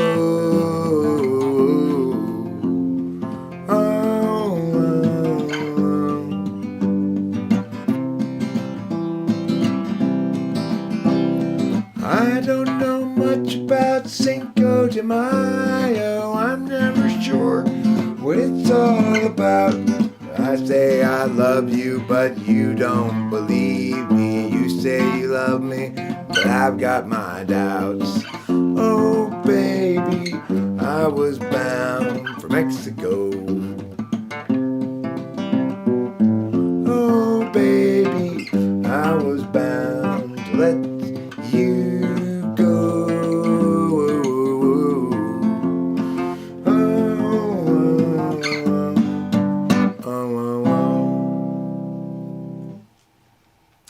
I wanna scratch my junk upon your bed. Gay man party tonight. So, Puxatawny Phil saw his shadow. He had 6 more weeks of winter. Oh no, 6 more weeks of winter. That means we got like 6 more weeks of 75 and beautiful out. Terrible. Thanks, Puxatawny Phil. Yeah. Puxatawny Phil, you're our hero. Both me and Rachel's hero. Yeah, both of our heroes. Yes, I hate the Grateful Dead. Of course I do. We need to know. We need to see. We need to pen happenings down by a means to judge a logic to life divisively unlike and from which we'll rarely budge. People everywhere gather up, enemies outraged at how they miss a sign. How do they set their priorities? The heroin backstabbing entities, ensuing heartache and misery follow necessarily from their savage ways. Insulting Carson and Desiree, we're stuck in such petty larceny. We all partition the rectories and call it destruction of the whole damn world.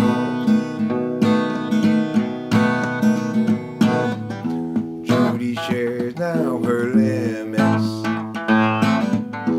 hoping Julie will too.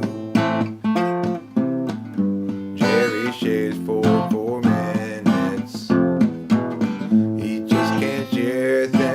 like they do. And Julie always thought that she should have bought too when she had the chance to buy. Julie soon forgot about should and not, although she up a call, she'll die. People everywhere gather up, enemies outraged at how they missed a sign. How do they set their priorities? These foreign backstabbing entities, ensuing heartache and misery follow necessarily from their savage ways. Insulting Carson and Desiree, we're stuck with such petty larceny. We all partition the rectories and call it destruction of the whole damn world. Boom! Explosion!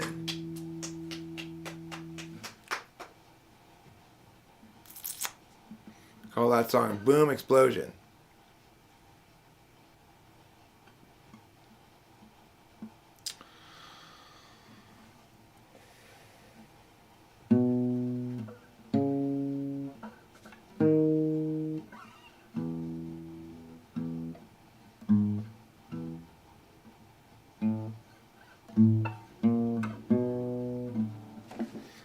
Okay, I'm done with the guitar.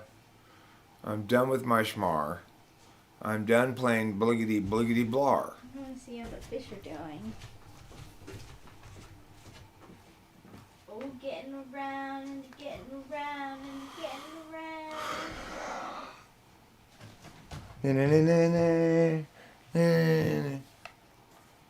Get around, get around. It must be a pretty Get powerful filter because one of the orange fishes is having trouble or like Wait. testing himself against the Not a goldfish, but an orange fish? yeah. It may mean that the orange fish is not in perfect health, and so it's gradually getting sucked towards that, you know. Ah. That could be what's going on.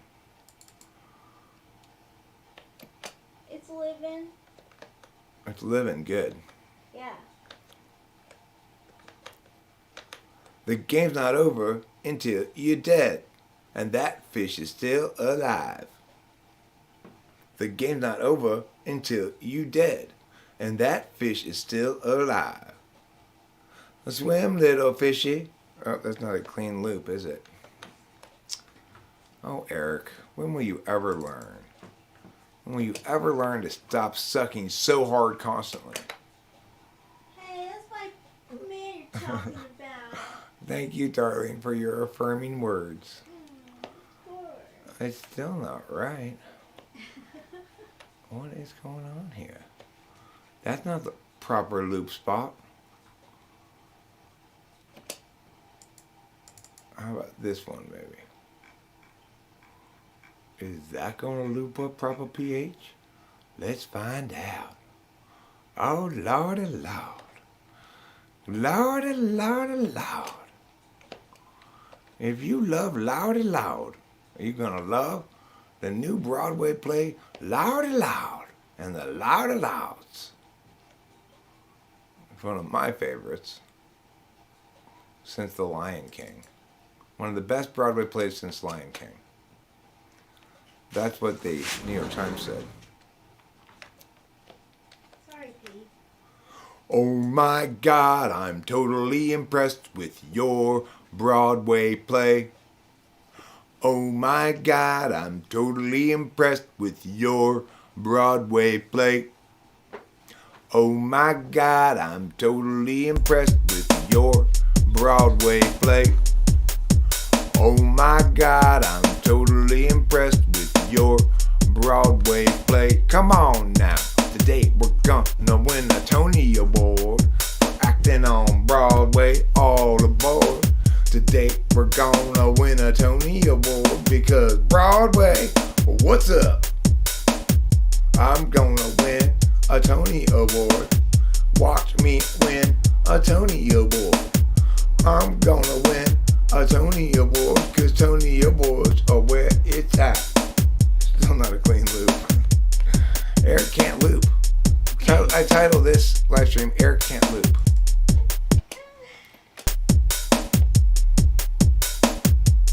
Eric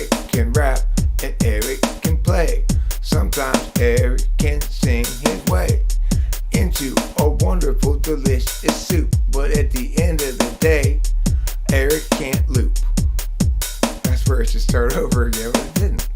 See, that's the problem. Eric can't loop.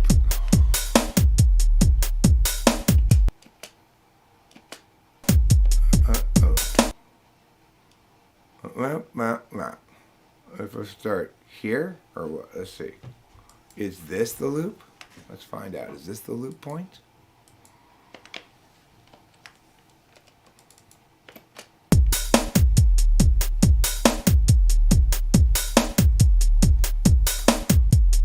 Boom, ba-doom, boom, boom. No, it's not.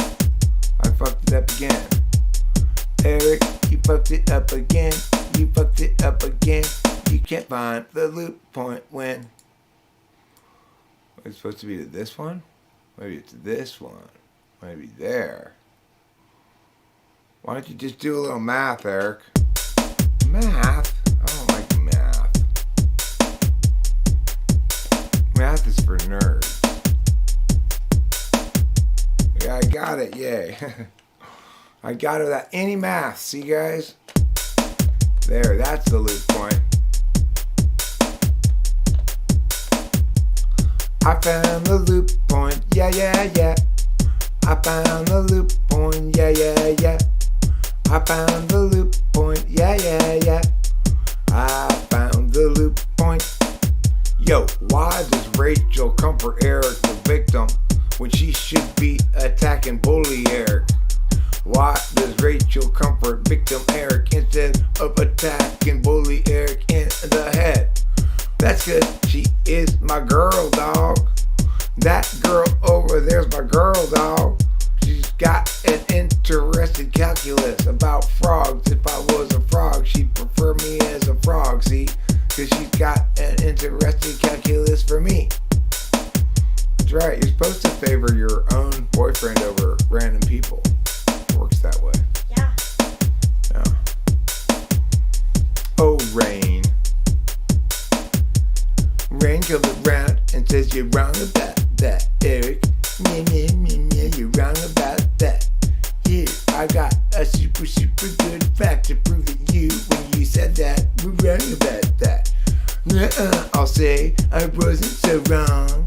I wasn't wrong like you said I was, you don't call me wrong, cause I was right instead. And then Rain says you were wrong in your head. My name is Rain, and you were wrong. I'm here to shame you in this song. My name is Rain. I bully everyone with my TI all the time until they anti-cum, which means their semen goes up inside in an uncomfortable way instead of ejaculating in pleasurable spray. That is what happens when Rain comes this way and says, my name is Rain, and I think you're wrong. And I say, I'm not wrong, you're wrong. No, I'm not wrong, you're wrong. And you say, I'm wrong, I say, you're wrong. We say we're each other wrong. And then we have a big fight, but I am super strong. So I win that fight, and then I go, yay. I will rap the song to Rain then today. Alright, yeah. Alright, yeah. What do you think about that, Rain? Huh? Take that. Take that. I can bully people in a very strange style. I can rap like this in all of the while. Talk shit about how they are and all the stuff they do, and bully them like nobody else ever do. I'm a bully. Yeah. I'm bullying you right now with this kind of bullying never before seen in bullying Julian. And bullying Julian is what the bullies call history. You never seen bullying like this, see, but I'm a bully. Oh yeah, and you stink. Oh yeah, cause I'm a bully. Oh yeah, you stink. Oh yeah, you just got bullied and served and bullied and served. Or go home and cry and get up some verb records from the time when they play jazz on verb and listen to them while you're crying cause I buried you under earth. Yeah, you got bullied by my harsh words. You got bullied like I threw at you turds. Not real turds, but turds in word form that are made verbally like a swarm of bully turds forming through the air and swarming towards your head until they hit you square in the face and your face is red except it's brown from the turd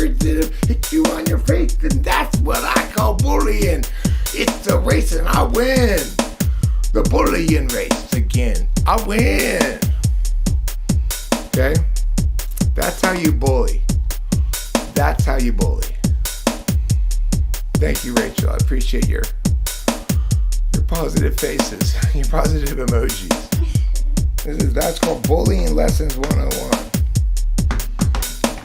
You just saw, I just schooled the fuck out of Rain. I'm worried that he might harm himself or something tonight. Because he just got schooled. It's like Corey says, I like rap music. I like to put it in my car when I go down the street. I like to hear the MCs talking about how the other MCs and so clever. I like rap music. I like to listen to it. I like to put it in my car as I go down the street. I like to hear the MCs talking about how they're better than the other MCs and more clever. I like rap music. I like to listen to it. I like to put it in the car when I go down the street. I like to listen to the MCs talking about how they're better than the other MCs and more clever. Something like that. You know. I too like rap music. What is that from? That's Corey's song. Oh yeah, that's right. Yeah. I like rap music. I like to listen to it. I like to put it in the car as I go down the street. I like to hear the MCs talking about how they're better than the other MCs and more clever. I like rap music. I like to listen to it. I like to put it in the car when I go down the street. I like to hear the MCs talking about how they're better than the other MCs and more clever. Oh yeah. That's right. MCMI people call me Milk. MCMI people call me Milk. Let me see if I can do a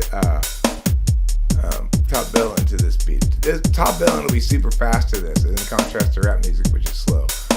I sound like Marshall Mathers. Nobody's ever told me that before, I gather. I think perhaps you are wrong because I'm familiar with this catalog of songs and I do not sound like Marshall Mathers. Not remotely like Marshall Mathers. If I wanted to sound like Marshall Mathers, I probably could. I would have to rap like Marshall Mathers, though then should I ought to do that. Okay, so what was I looking for? Oh right, top billing lyrics. I could rap like Marshall Mathers like this.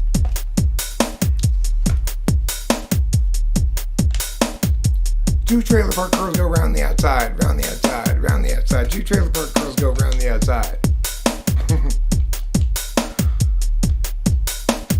Two trailer park girls go around the outside, round the outside, round the outside. Two trailer park girls go around the outside. What? Alright, here we go. Check it out. Audio 2. Old school. Into old school style right now, okay? For all of the OGs out there, we're gonna lay it down old school style. Ready? Check it out.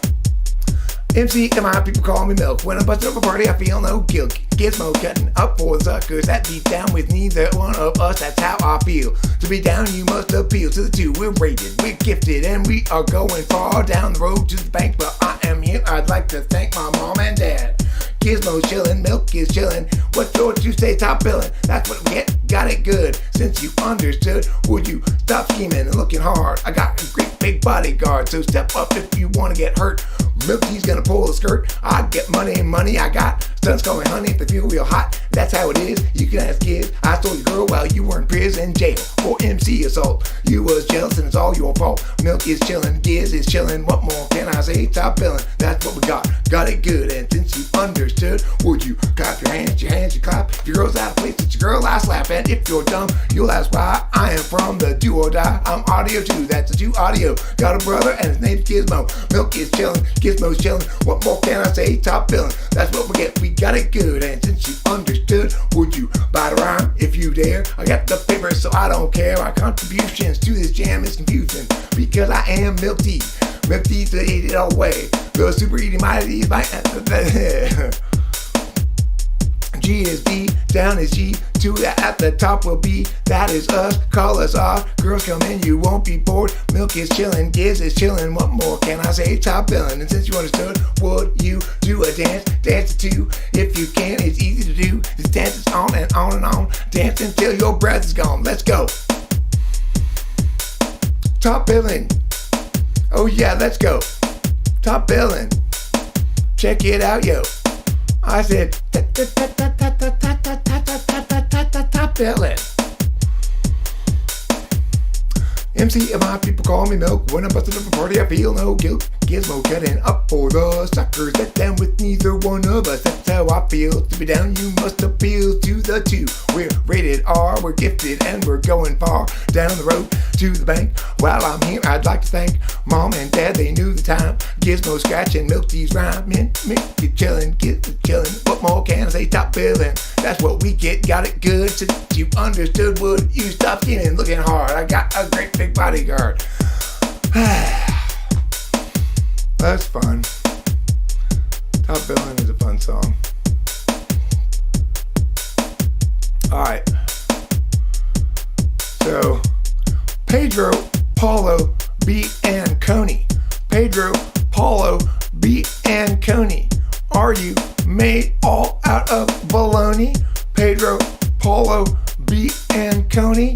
Break it down. Pedro, Paulo, B, and Coney. I said break it down. You've got the Pedro, Paulo, yeah.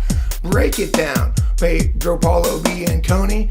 Break it down to the ground. Oh yeah. Alright. Tonight. All night. Alright. Until the motherfucking morning light. Okay, so the last thing I'm gonna do before I go is I'll play this for you. And then I'm gonna call it a stream. Winter hours, shortened days, make me work in different ways. When it's gray, cool like this, it's easier.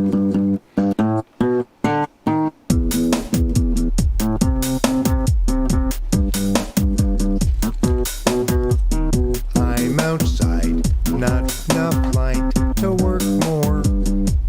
Despite winter hours, shortened days make me work in different ways. When it's gray, cool like this, it's easier. Beautiful day, cool and gray, not really much else to say. I'm outside, not enough light to work more. Despite I don't wanna work inside no more. I don't wanna work inside this store. I don't wanna work outside that floor. I don't wanna work inside. I don't wanna work inside no more. I don't wanna work outside the floor. I don't wanna work inside this store. I don't wanna work no more. I don't wanna work inside the store. I don't wanna work out on the floor. I don't wanna work inside these doors. I don't wanna work no more. I don't wanna work inside the store. I don't wanna work over the floor. I don't wanna work outside the doors. I don't wanna work no more. winter hours, shortened days make me work in different ways.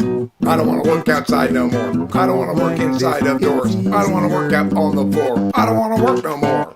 Beautiful day, cool and gray, not really much else to say. I'm outside, not enough light to work more. Despite winter hours, shortened days make me work in different I don't wanna work no more.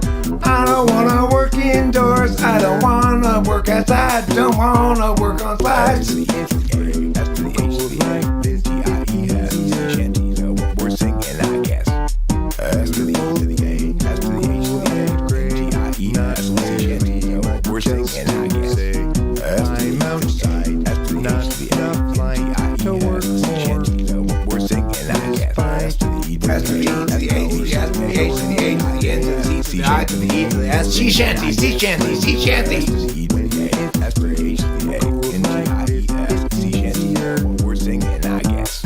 S to the E to the A, S to the H to the A. Well, friends, sea not shanty. really We're singing much I just all love a good sea shanty. I'm outside, not And enough light that's my sea to shanty. We're work singing, more. I guess. S to the E to the A to the S to the H to the A to the N to the T to the I to the E to the S. Sea shanties are the best. S to the E to the A to the A. Let me stop this thing. Hold on. I tried doing this in the song, and it was very difficult to get it at speed. S to the E to the A to the S to the H to the A to the N to the T to the I to the E to the S. Sea shanties are the very best. Or something like that, you know, in the background. S to the E to the A to the S to the H to the A to the N to the T to the I to the E to the S. Sea shanties are the very best.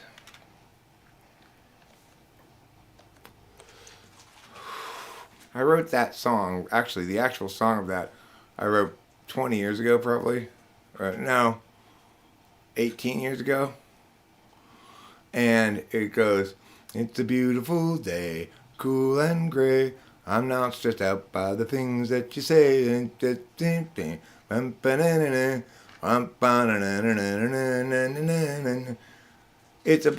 a song I wrote one time when Corey had to go to Catalina Island with his wife for a vacation, and I was irritated because we were gonna go do something, but she was like, "No, we're going to Catalina this weekend," and she was being a super big bitch about it.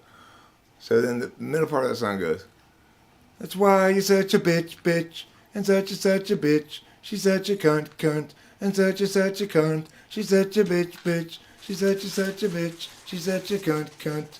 Oh yeah, it's a beautiful day, cool and gray." Like that, you know.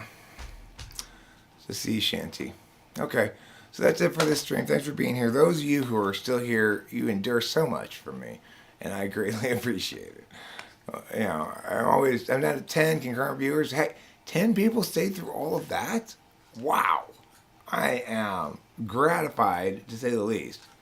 So I recognize, you know, I'm presenting a complex mix of ingredients that doesn't fit everybody's taste buds. Like that one time, like I just said, just because it comes extra for free doesn't mean I want it. Like I don't want ice cream on top of my lobster, you know. But you get it anywhere around here. So, and I appreciate your willingness to choke it down. All right, have a good day. Don't forget to rock and roll. Probably be back later. You never know.